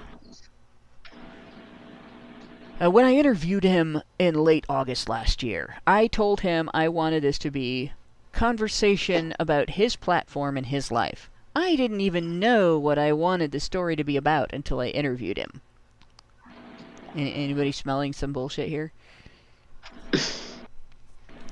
I just thought this is someone who would be an interesting person to talk to, someone who's relevant to campus life, and it'll probably make a good story. Okay. He seemed like just a regular guy. He described himself as a loser when he was a kid. He said he had no friends. He was happy to talk about himself, and he was perfectly nice. I asked him questions like, do you think there's any validity to the term alpha male? Like, why is that the first question you would ask a guy? If you think he's just an ordinary, perfectly nice guy? Right, and what does it have to do with any goddamn thing? I mean, exactly, and that is just redundant, because if you're just meeting this guy, why is that one of the questions that you ask him? Unless you're searching for something, unless you're fishing. Yep. Do you think there's any validity to the term alpha male? Like, hello, ordinary average layman who makes videos. There's as much validity as there is to the term Aquarius. I don't know how many people I'm pissing off by saying this, but the whole idea of alpha male, beta male, sigma male, any of these Greek letter males, it's basically a horoscope. It doesn't mean anything. It's just like, here's a bunch of Barnum statements that may or may not apply to you. Which one of these are you? Oh yeah, I'm definitely an alpha, I'm definitely a beta, I'm definitely a sigma. No one's going to say I'm definitely a beta. Yeah. That's how these things work. There are, there's things like alpha and sigma that are good, and there are things like beta that are bad, and which makes it even less reliable than a horoscope. It's all bollocks. It's not a self-categorization. It's an assumption based on a public, like a general consensus. Like the zodiac. Yeah. Well, it's kind of like introvert, extrovert, and all that too. Like, I think most people are a mix of introversion and extroversion, and then there's that four-letter categorization that's a lot more complex, and it's intended to sort out different personality traits into different personality types. Yeah, INTJ, ENT, and all that. Yeah, and I've taken those tests, and I don't get the same personality type every time. Yeah. I don't think I have multiple personalities. I don't think I'm that insanely complex of a person. J.O. Balls says Myers-Briggs. Yes, the Myers-Briggs. I've taken it twice, and I've only varied by one integer both times. So I think I'm pretty solid with where I'm at on that scale. Yeah. But, no. I mean, personalities are not set in stone. No, right? No, they're not. I don't know how to express this rhetorically or allegorically, but stone is supposed to be the same thing for millions of years. Personalities, I mean, they're like water, right? I mean, even life forms are like water. They're like film. Because we don't have the same human cells 7 years time to time. Every cell we have in our body is replaced with another cell within 7 years. So we're quite a lot like water in that way. Nothing. Everything is fluid. And I know I sound like some pretentious fucking Zen Buddhist right now, but to some degree, this is true. Everything is fluid.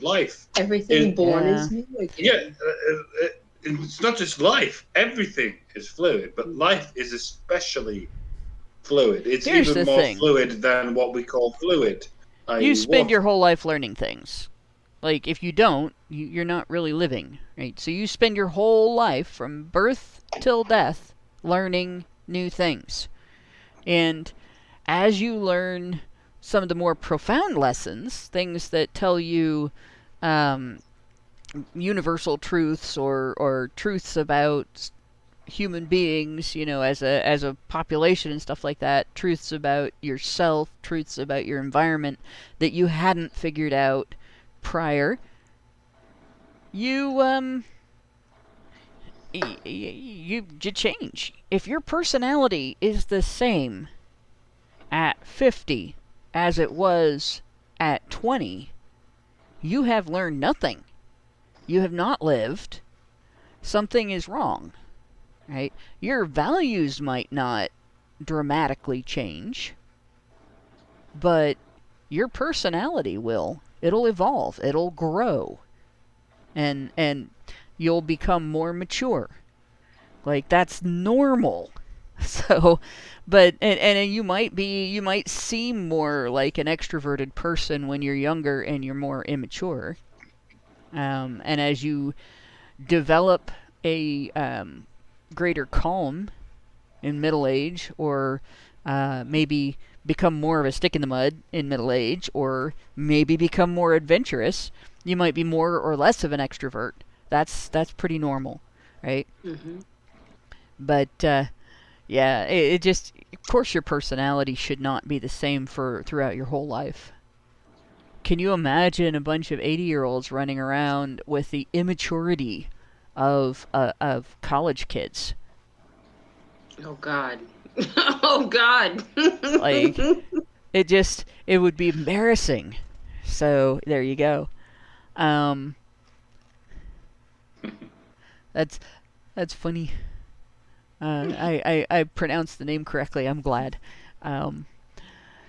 But let's see where I was. Do you think there's any validity to the term alpha male? So, in its application to humans, I think it's it has very limited applications there. Honestly, very limited, and I think people overuse it quite a bit. And I think that the common usage of it is completely invalid. But he was asked, and he told me personally, he personally could tell if someone was an alpha within seconds of meeting them. It's not about looks. He told me it's about the energy a person puts out. Okay, and I would agree with that. Okay, because I think that I'm someone that people would you describe as an alpha female, right? At my job, I'm very, I don't want to say alpha, that's so reductive. I'm very forward. I'm very vocal. I'm very, nondescript. An alpha would be a person that takes a leadership position, takes responsibility for getting things done, takes responsibility for the welfare of the coworkers and the workplace and so on, right? Right. And you have to be assertive, you have to be confident, right, and all that. So people, when they apply that term, a lot of times, like what he probably is talking about is an individual who demonstrates being comfortable in their own skin. Mm-hmm. People call that alpha frequently. Yeah. And yeah, when it comes down to it, and with me, if I were going to say what I am in the workplace and I'd have to label myself with something like that, I'm that person who I'll follow the rules, I'll, work as the supporting individual in a project, as long as you don't fucking micromanage me. I hate that. I know what I'm doing. All right? Yeah. And I would rather work alone on my part of the project than have to constantly be tag teaming back and forth on things. And I grew up in a business where you have to be able to not be micromanaged. You have to know your shit. You have to be able to, like, there were so many times when my dad and I were working on a event together, and with a hand signal and a glance, we could tell each other, I'm going to do this, you go do that. Yeah. And that was the end of the discussion. Like, there was no words would have to be exchanged. And, like, that's what I'm used to. And I think people would call me, what's the one that's not alpha or beta, zeta? I think so. I think most people would call me that. And it's just because, like, I just do my thing and I get it done, and I don't want to tell everybody else what to do. I hate that too. I don't like that. It's not. Yeah. It's not that I shy away from the responsibility. It's just I hate being micromanaged, so I don't want to do it to anybody else. Yes. That's exactly where I'm at right now. That's exactly where I'm at right now. I also hate the label. I don't like the label Zeta. I don't like the label Alpha. I don't like the label Beta. If I'm stuck in a position where I have to organize something, I can do it. If I'm stuck in a position where I have to be micromanaged, I can do it. I'm water. So I have to agree with Mike. I don't like the common usage of the terms, and I don't think it's valid the way those terms are used by people most of the time. I think they see a confident person and they're like, alpha. I don't know. I think most people have some degree of all three of those within them and will do what works best for them and their team in the situation. And then occasionally there are people that only fit into one of those things. And it actually causes them more problems than anything. Yeah. And that's the only thing that I was going to add on to it, is that it's situational more than anything, because it really kind of just depends on how we relate to each other. Yeah. And so in certain situations, yes, one person has to be the more dominant figure and the others have to follow the lead. But so if that's what we're considering alpha versus beta or whatever other, terminology, then okay, fine. But we can't discredit the person that stands out and sticks their necks out, right? To be that person in the lead, to be the person in charge. Is that what an alpha means? And again, I think it's situational. I think it's really subjective to the person and what they feel is, more significant leader role, right? I don't know. It's like I said, it's just one of those things where I find the terminology useless most of the time, right? Yeah. So Parker encouraged guys to embrace their masculinity, but he was also openly vulnerable on TikTok. People respected that.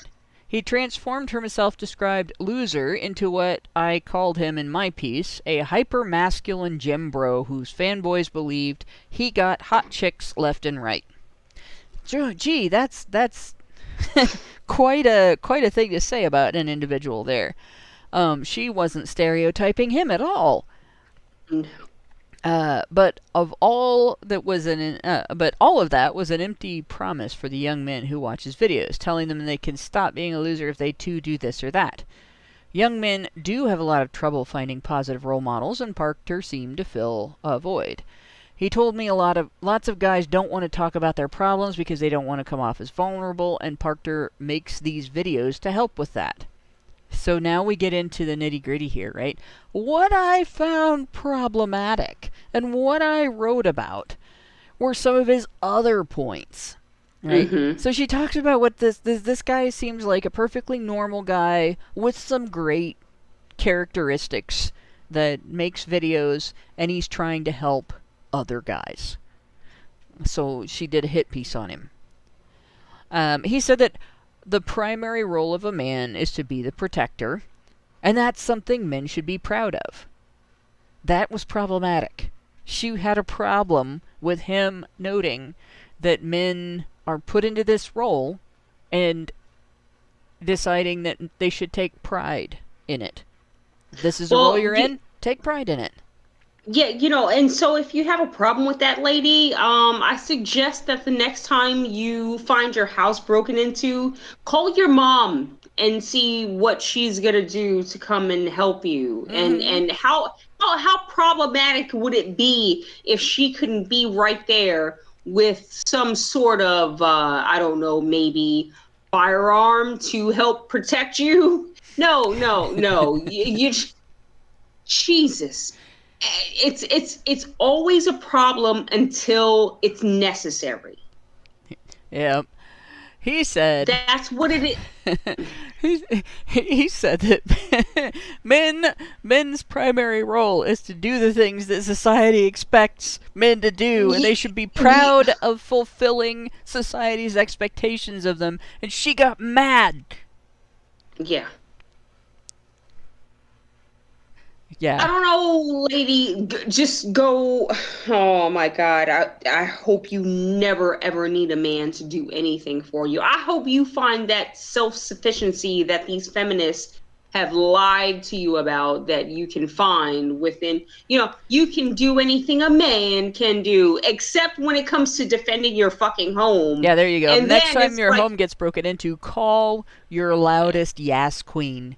To come and help you. Exactly. But I hope she never expresses pride in being pretty or graceful or nurturing, right? Or any of the things that are considered feminine. Because she just told him he can't be proud of fulfilling society's expectations of him as a man. Exactly. Of his masculinity. Exactly. What can he be proud of if he can't be proud of that? Right? I did what I was expected to do. Very well. Right? And I helped people.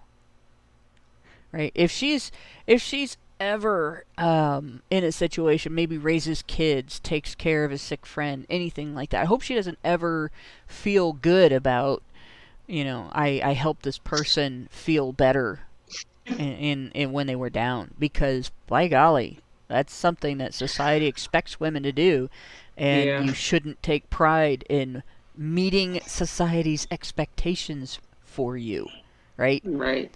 Then she goes on. Other videos describe untouched women as preferable to those who have high body counts. Just a reminder to our listeners, according to the Centers for Disease Control in the United States, statistically, half the population has sexually transmitted diseases. Half. 1 in 2 people. Right? Now, I think probably there's some overlap. There's probably not 1 in 2 people. There's probably some people that have multiple illnesses that are getting counted. But at least I hope that it's not 1 in 2 people, right? But according to the Centers for Disease Control, 1 in 2 people has an STI. So it's just disgusting. And let's not forget how common herpes simplex 1, also known as cold sores. Yeah, if you count that as an STI, it's 80% of the population. I'm not touching nobody. Oh, God. So nasty. So let's go back to other videos describe untouched women as preferable to those who have high body counts. His followers have compared him to Andrew Tate, to which he said that he has nothing against him. Sure, he's a misogynist, which is unfortunate. I still haven't heard anything presented as Tate's misogyny that didn't turn out to be taken out of context and twisted to be something that it wasn't when he originally said it. But okay. But he respects Tate's honesty and motivational skills. I just need to reset for a second, because I'm trying to figure out who the hell we're talking about, who is making these statements against Andrew Tate.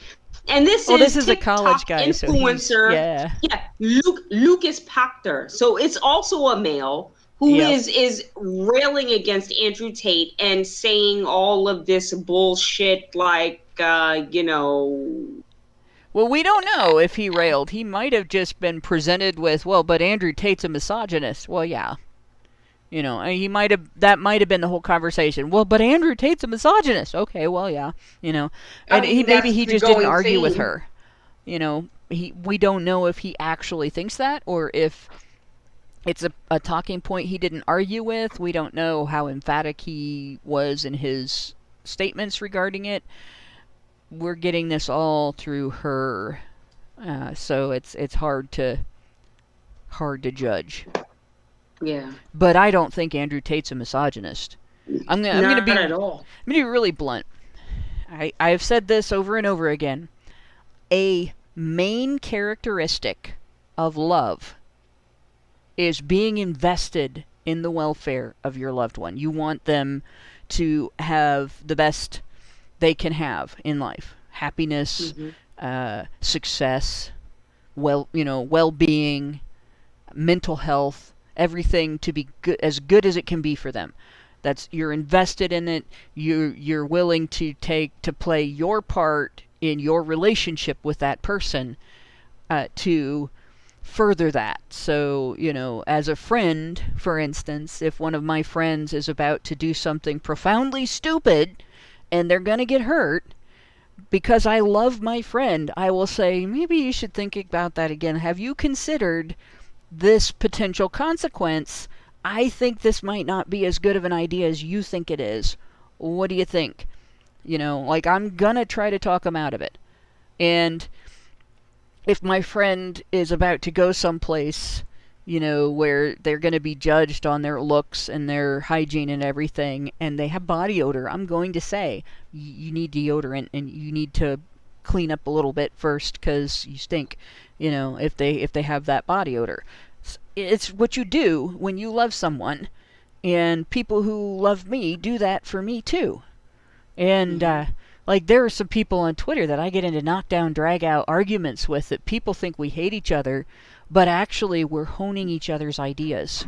And we are challenging each other to rise to greater levels of logic and reason and intelligence in our, mosh pit of argument.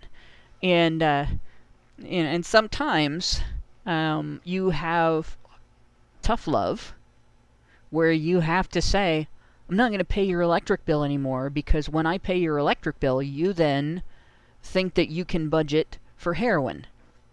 And I'm not going to buy your heroin anymore by paying your electric bill, because I don't want you to die from a heroin overdose or fentanyl poisoning.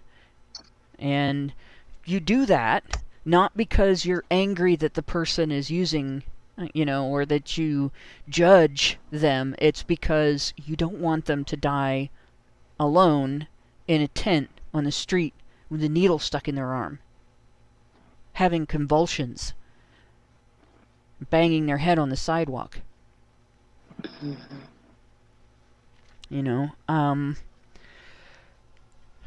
And sometimes you talk about things like, if you have sex with lots and lots of people, you take a higher risk of getting a sexually transmitted disease. If you have sex with lots and lots of people, you have a bigger chance of getting pregnant in a circumstance where you're not going to raise the child with the father of your baby. That's a dumb idea. Don't do it. Right? If you love women, you should be able to criticize them. Right? Now, I know that there's a lot of criticism of Andrew Tate taking advantage of men, selling them a load of bullshit, and his. I don't get into all that.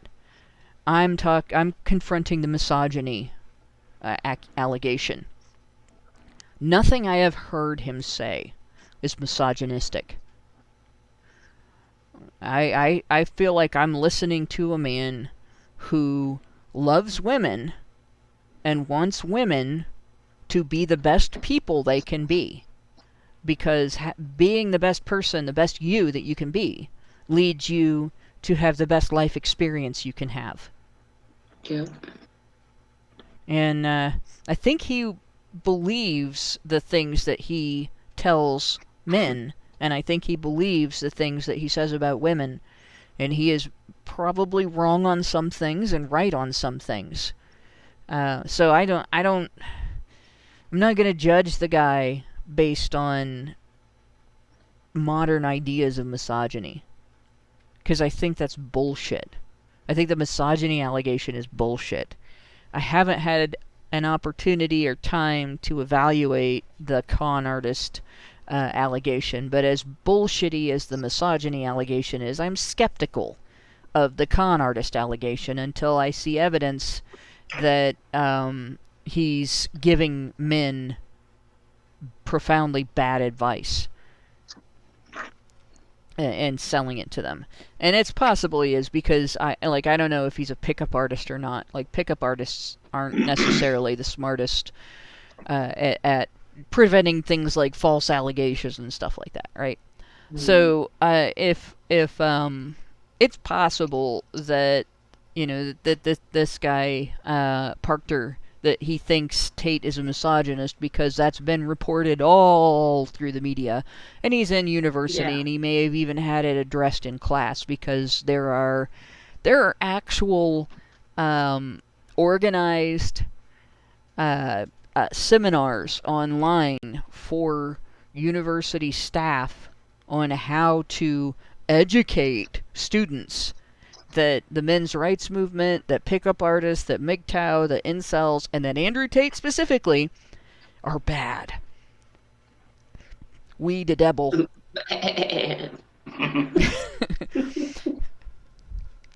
Yeah, we're foosball. Yes. Foosball is the devil.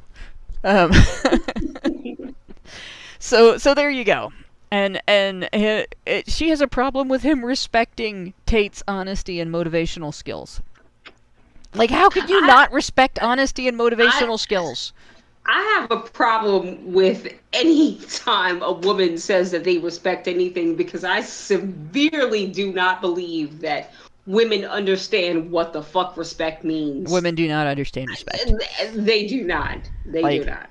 Some women understand a little bit about it, but in general, you don't. The overwhelming majority of women have never had to learn the things you have to learn in order to understand respect, and that's Western women, because women in honor cultures do have some understanding of respect. You know, like, they still don't have the same understanding that men have, but you know. Anyway, it comes down to a certain currency. And this is the weird thing about currency. It's all based on trust. It's all based on, if I give you this, you will give me this. Mm-hmm. And thereby, we can create some kind of economy. And, you know, I guess there's no reason it couldn't involve the general interactions between men and women. But it's difficult to even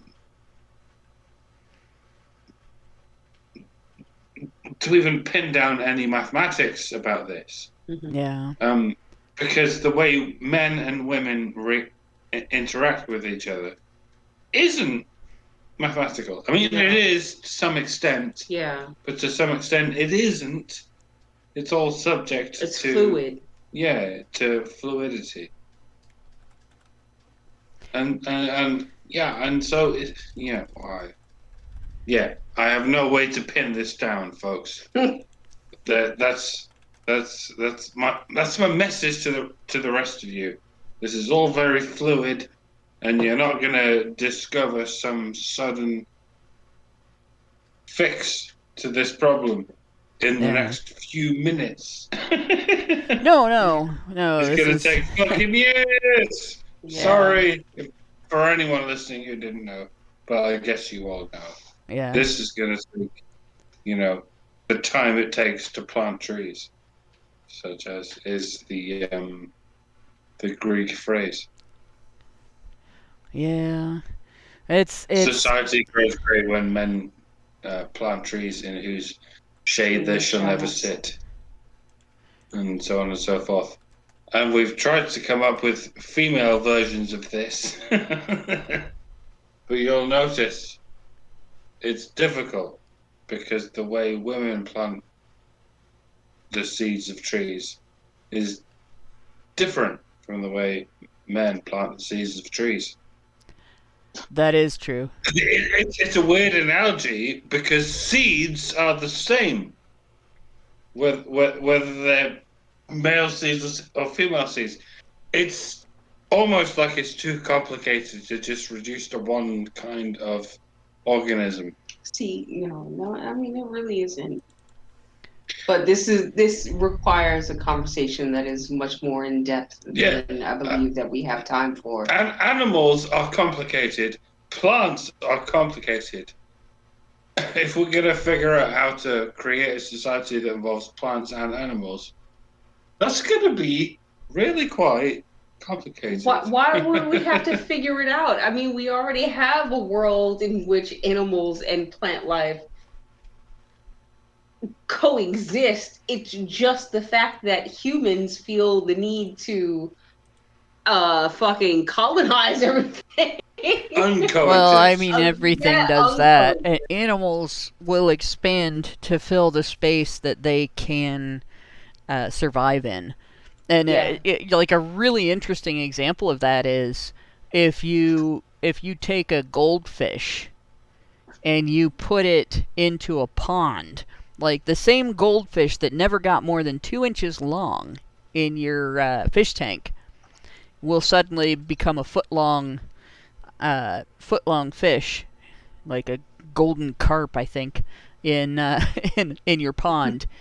It'll get big enough to be edible, and like not everything grows bigger when it has more space, but things will take up more space if they have more space. They will move around more. They will have a larger hunting area. Yes. I had a cat that was never going to be an indoor cat. Like you try when you're in an area where the cat is likely to get hit by a car to keep the cat inside. My cat found ways in and out of that house. We have no idea to this day how the cat got in and out of that house. We did not have to let her out. She just got out, right? One day I discovered that she had about a half-a-mile radius around the house. She had 4 different families, because I followed her. Oh my God. She had 4 different families that were feeding her. She had 4 different names besides the name my family gave her. And she hunted. And despite being spayed, because she had a deformity that necessitated it, this was before we knew she was going to be an outdoor cat, she had very good friends. She has. So yeah, my cat got around, man. She was fun. She had and she had this meow too, right? Like a lot of cats, they have the meow meow meow. Not her. She was like meow meow meow. She sounded like she'd been smoking for 30 years. And I would come home. She would be up on the roof of the house and tell me off. Where have you been, bitch? Like she was fun. But yeah, oh my God, animals will expand, and humans do that too. So this whole I find the concept of colonization to be bullshit too. Like humans have migrated from before we were humans, right? Right. So, but this woman goes on with this. So she has a problem with him having respect for honesty and motivational skills if they happen to be Andrew Tate's honesty and motivational skills. So there you go. I basically warned him, this piece isn't really about you as much as it is about the implications of what you're posting. So that's basically a way to say, I'm going to write a hit piece about you without writing a hit piece. Or without saying I'm writing a hit piece. The comments about women and fat people and his followers comparing him to Andrew Tate, and the similarities between both of their young male fans. right? The young men who are growing up to be fathers in the next 20 or 30 years consuming media like this, that's just unbelievable content to be taking in when so many of them are as young as 14 years old right now. So I guess if you're 30 and you listen to it, it's okay. The piece itself was really hard to write. I had a hard time saying these terrible things, but I knew that I wanted to write a story where I didn't have to say much of anything for his message to be clear. No, you knew you wanted a fucking book deal. I didn't have a personal agenda with him specifically. I had an agenda to address the problems faced by young men. And that's way bigger than Lucas Parker. So, this is her explaining, I wrote a hit piece because misogyny and Andrew Tate and this guy's popular and he says things I don't like. On the final day the piece went up, or the day the final piece went up, I was on the treadmill and my phone was blowing up with calls. I'm thinking, is this a prank? Is someone prank calling me? It was just a crazy amount of calls. I briefly thought something had happened to a family member. When I answered the phone, it was just some guy who yelled, "Fuck you, bitch! You fucking whore!" I immediately hung up, and I thought, I have to check TikTok right now. Because that's what you do when you get somebody that calls you and yells nasty things at you. You assume it has something to do with TikTok. And I've had I've had crank calls. I've never checked social media in response to one of them. And I see this 2-minute long video of Lucas Parker in front of a screenshot of my personal Instagram, and it's just him saying this girl wrote a hit piece about me. He puts a picture of my Instagram up, and then he shares texts between us. She texted him, and my number is right there in the video. He doesn't make any effort to cover it up at all. So now she's mad, right? She, in her publication, directed her readers, her base basically at this channel, and she didn't hide who she was writing about. She was like, here's this guy, here's where you can find his content, go interact with it, go report it, right? Didn't say maybe those things, but that's pretty much the gist of what a hit piece is. Go attack this person, they're bad, cancel the guy, right? And she gave him her phone number before she did it. And now she's claiming harassment because he published their texts. Ridiculous. Their private communications. So on one hand we have the Jonah Hill thing, right? And the whole conversation in regard to the Jonah Hill thing is whether or not he was inappropriate in those texts. Whether he's an abuser or not. Not even whether she's an abuser or not, just whether he's an abuser or not. She published private text messages. The text messages that he was expecting were between them. Right? And at one point, she released his response to her, reminding him when was the last time they, as friends, after the breakup, had sexted. Which, no judgment, a lot of people do that. I'm afraid to. But a lot of people do that. And I think I have good reason to be afraid to, considering how many apps and how many things that you use on your phone, like how many tracking cookies you allow on your phone and stuff, steal your data, your information. How do you know they're not stealing your pictures? Right? Any file can be copied. if somebody knows how to do it, if something has access to your phone, and you're using your phone all the time, you go places with your phone all the time, my personal advice to everybody would be, don't do this unless you want to take the remote risk that somebody's going to get that and use it against you at some point later. Well, she sent a screenshot of it back to him, and he was wigged out by that. Well, I would be too. Now there's a permanent record of it, and I'm sorry, but that's abusive in my opinion. But that's not the conversation people are having, because the person who released the texts, the person who directed everybody's attention to things that were said in private by another person, is a woman. But here you have a guy releases the texts, where she presented herself differently than she ended up coming across in the article. And what happens? She's harassed by the fact that he released the texts. He's the bad guy. Kind of a double standard there, if you ask me.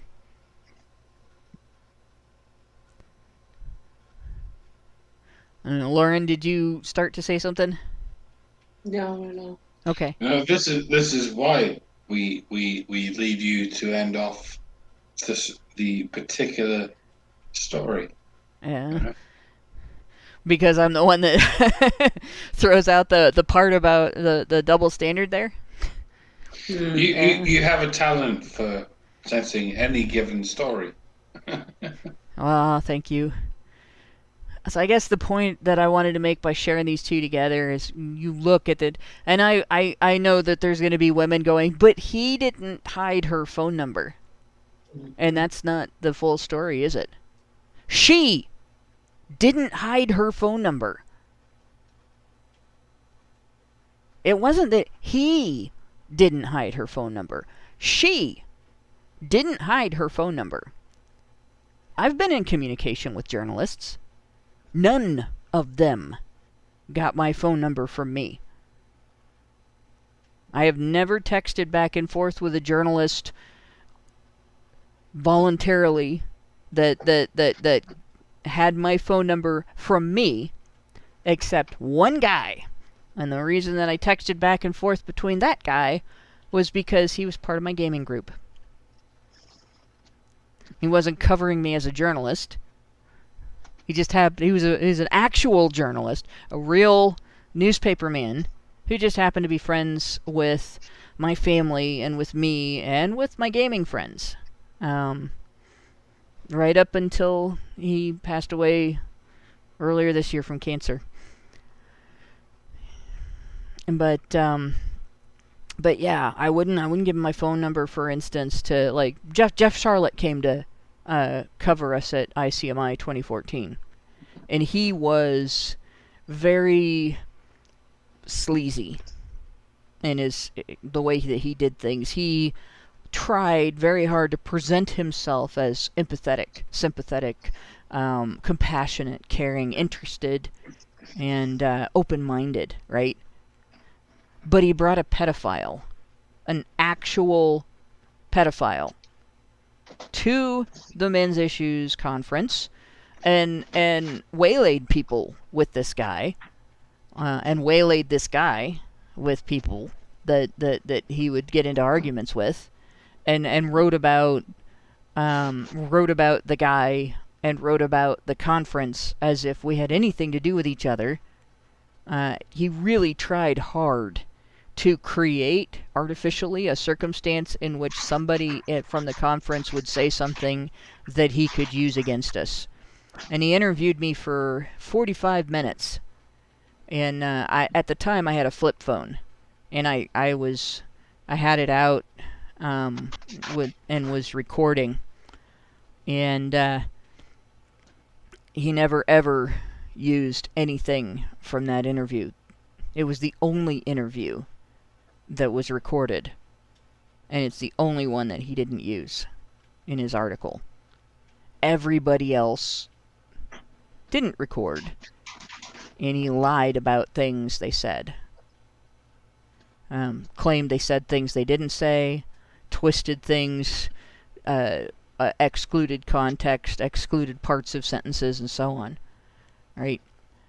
That guy wouldn't get my phone number in a million years. And, you know, that's like, I don't think he asked for anybody's phone number. But the thing is, you know, if I was to arrange a meeting with a journalist like that, it would be over Discord or some other like social media where you can just for free and without any really major problems close that account and start a new one if something, you know, somebody revealed your private information like your name and stuff. It's not really private if it's social media. Or you can block or make your account private if people are being assholes to you. But that's not what this girl did. She gave a stranger her phone number when she was going to take a shot at him. She gave somebody that she was going to attack an inroad into her personal life and is now claiming harassment because she got backlash on that inroad after she attacked him. So what is that like? Like that's like women walking up to a guy and smacking him upside the head without any provocation and then getting mad because he pushes her away and she falls on her ass. Right? That's like a woman going along and lying about a guy to the police and then getting mad because she's prosecuted for lying to police during an investigation. Like, are you kidding me? If you're going to attack someone, much less, you know, like the person already doesn't like you, you know, if you're going to be the aggressor, don't give somebody a way to hit you back. And if they do, you were the aggressor. You know, if you can't take getting hit back, don't start the fight. Do I need to say duh? So there you go. That's why I picked these two together. And you know, she made this. The rest of this story is her making the usual allegations, the Anita Sarkeesian story, right? I got rape threats, I got death threats, I got this, I got that. Like if a bunch of people did that, it's actually illegal to use your phone, even if it's your cell phone, to make those kind of threats. And if they did it and they didn't conceal their phone numbers, she has a very simple way to handle the situation. Everything can get turned over to the police. And the police will handle it from there. And they do. So there's, like, this woman is not dealing with this situation in a very mature way. And I mean, she is a college student, so there is she's not grown up yet. Like, she's expecting the men around her to all be grown up, but she doesn't feel obligated to be that way. So there you go. Maybe she changed her phone number. Maybe she did some other, you know, damage control after that. But she's going to blame the guy for people responding to her being essentially a bitch. And I think what she did was particularly bitchy. And then writing this article afterwards, oh, poor me, that's even bitchier. And it'll get treated like evidence of systemic misogyny because people who probably were his fans got mad that she twisted his words, lied about him, wrote a hit piece about him, was dishonest with him, took advantage of him, and clout chased him. Like, what should they be happy about it? So there you go. Let's take a look at, we did get super chats, and let's see, Albernator Retro gave us $5 and said, here's a $5, just cause. I think that's the only one. So I'm going to look at super chows. And again, I have to scroll up because I'm in the wrong chat.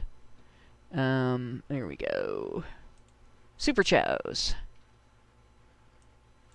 Sounds like me going, Superstar! Okay. We have super chats that actually go back a little bit. On the 11th, after Brian closed down the show, Kel gave us $50 and said, keep up the great work. So if you're listening, thank you, Kel. Then today, Meredith G gave us $5 and said, HBR Talk 270, thanks for the conversation. Plain Dane gave us $8 and said, I'm an atheist, but people often accuse me of being a tradcon Christian because of my view on sexuality, relationships, and the human body. I believe that our body should be valued most by ourselves. I believe our body should be viewed as our Excalibur or Molinear. This goes for Molinear. This goes for both men and women. I think having this view is a healthier way to approach romance and relationships. And there's a good point there. You live in your body. Like, you can move house from, your apartment. You can get a new car, right? You don't have to even keep the same job your whole life, but you don't get another body. You get one body. So you want to prevent bad things from happening to it that leave a permanent mark, right? If you can.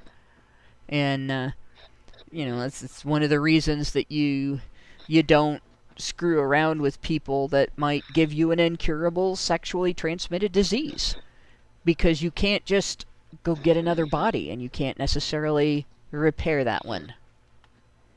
I say the same thing to people about their backs. You protect your back, right? Zapier gave us $5. I think we knocked out Lauren. I think we did. Zapier gave us $5 and said they're mad at him for not accepting cuckoldry. She wants the role in the relationship that Jada Pinkett Smith has with Will Smith. These people are disgusting. Oh, that's sad. Let's see. Martin Reberick, I was probably mispronounced that, says Mjolnir. Sorry about that. So, let's see. Plain Dane gave us $5 and said this is probably why. I'm gonna actually... There we go. This is probably why Leonardo DiCaprio doesn't date a woman over the age of 24 and dumps them before they get too comfy around him, before they try some goof-ass nonsense like the bullshit she's trying to pull. And on one hand, that might be the reason. On the other hand, how old is he? Is he like... He's a Gen Xer. And I hate to be judgmental because I know there are dysfunctional people of both age. Or both sexes, I mean. But, if you're single in your 50s, something's gone wrong in your attempts at making relationships with another person. That's gone so profoundly wrong that you didn't find a life partner, or you weren't able to keep a life partner. Right? That's basically what's happened. And either you suck at picking good partners, or you did at some point, and you worked really hard to try to make something work that was never going to work, or you're the shitty partner. And why take the chance? At 48 years old. Okay, so he's 48 years old. That's not really that old, actually. But at 48 years old, if he's looking around at 48-year-old women, he has to worry about how many of those women married some guy, stayed with him for 10 years, and then divorced him and are collecting alimony. Hint, if a woman is collecting alimony, that's not even just a red flag. That is a fucking cluster bomb. Don't have a relationship with her. She has just told you that she is a mooch. And that's alimony. Like child support, I still would be leery. I'd be very leery of dating a woman collecting child support. Even though that's common and normalized, and often, it's something that the woman doesn't get to decide not to do. She still made decisions that led to it happening. But alimony, especially a woman in Generation X, if she's collecting alimony, she's not even trying to support herself, right? So, I like, if I was a 48-year-old man looking for a partner, it would be hard for me to trust Gen X women who are still single when they're almost 50, or who are single again when they're almost 50. I would have to be ready to be in a serious long-term engagement. Like, yeah, we'll get married in 5 years. Maybe. If I don't discover bad things about you before then that make it a no-go, right? Like, that's... No. Because most people find their life partner in their at least by their early 30s. Like, some people are getting married a little later, and that's okay. Some people are working on their careers a little longer before they get married. That's not a bad thing, especially if you're going to have kids. But, I can't blame him for dating younger women. Workin' Aussie gave us $10 and said, "Can't catch the show live, but here are some dollary dues. I look forward to catching up later." Egregious Charles gave us $5 and said, "I took a fish head out to see a movie." No, wait. I took a fish head out to see a movie. Didn't have to pay to get it in. I'm not as good at imitating that one voice. Plain Dane gave us $5 and said he wants a swan-like relationship, but she wants a duck-like relationship. Yeah, I know most birds are monogamous, including most duck species, but there are 7 species of ducks that are polygamous. I find it weird that most of the people that are really into true crime are women. That shit reminds me most of the time I was in an edgy shit-posting Facebook group, and someone posted a link to a gore website, and I was horrified by the women that admitted to loving gore videos of people being tortured and murdered by serial killers. Only a few women in the group were disturbed by it. Why is this attraction more prevalent in women? Why are women more likely to be attracted to monsters like Zodiac Killer, Richard Ramirez, Ted Bundy, etc.? There's a lot of explanations that I could get into for that. But some of it I don't get. Women like to horrify themselves. I like scary stories about ghosts and goblins and things that go bump in the night more. I'm not really big on gore, but I can tolerate it. And if it's really fake, like in, B-movies, B-horror movies, then it's funny. That's different. But there were, I don't know if they still exist, there were subreddits that had real gore. And I ran into this years ago, and the one that I got blindsided with was an image of a accident between a motorcycle and a car.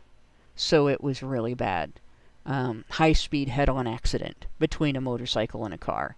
And it was horrifying. You're right. Like, there are women that are horrified by this. And it was...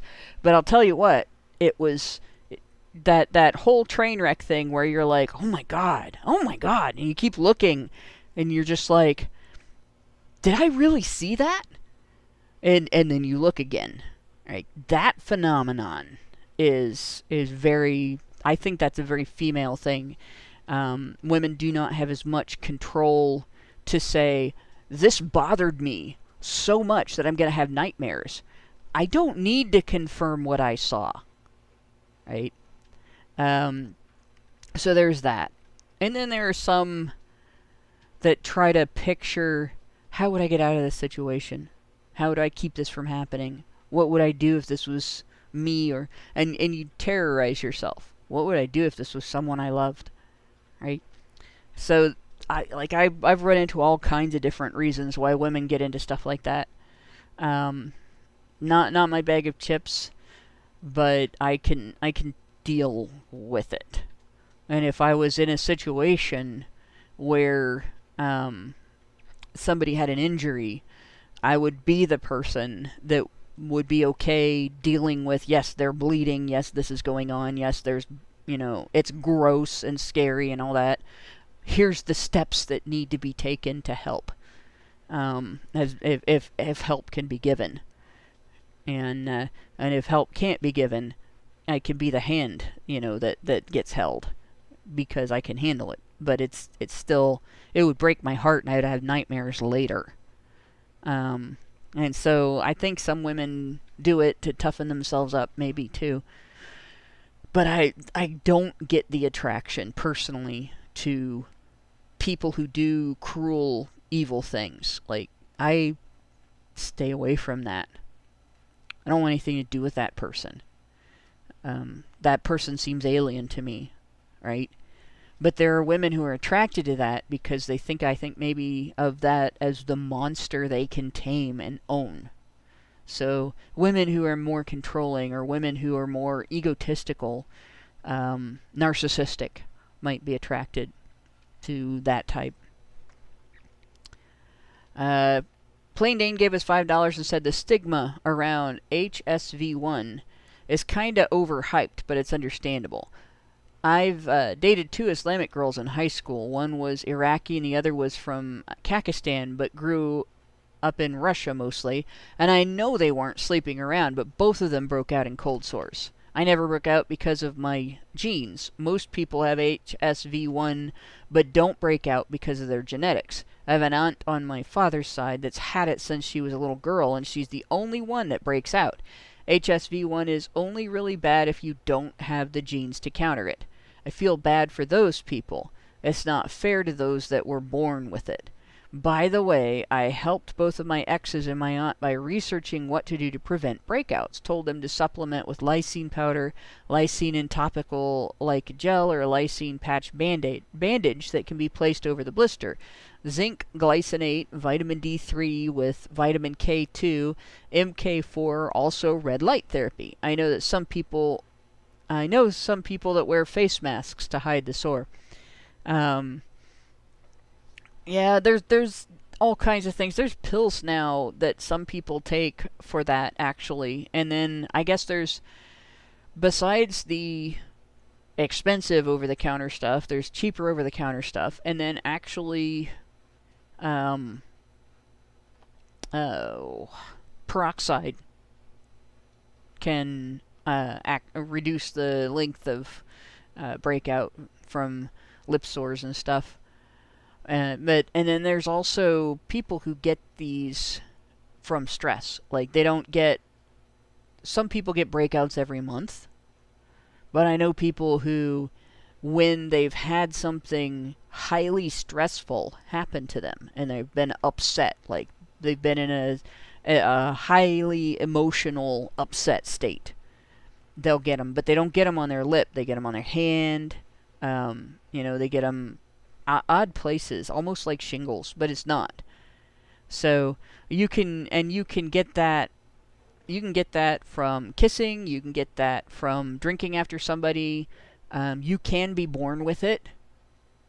It's not something that there should be as much stigma around, because transmission of it isn't necessarily a result of sexual promiscuity, and about 80% of the population is infected with it, last I read. Although not everybody knows they're infected, because not everybody has breakouts. So, that's the last Super Chow. Let's see what we have on Rumble. There we go. I'm like, where am I on Rumble here? Okay, I don't see...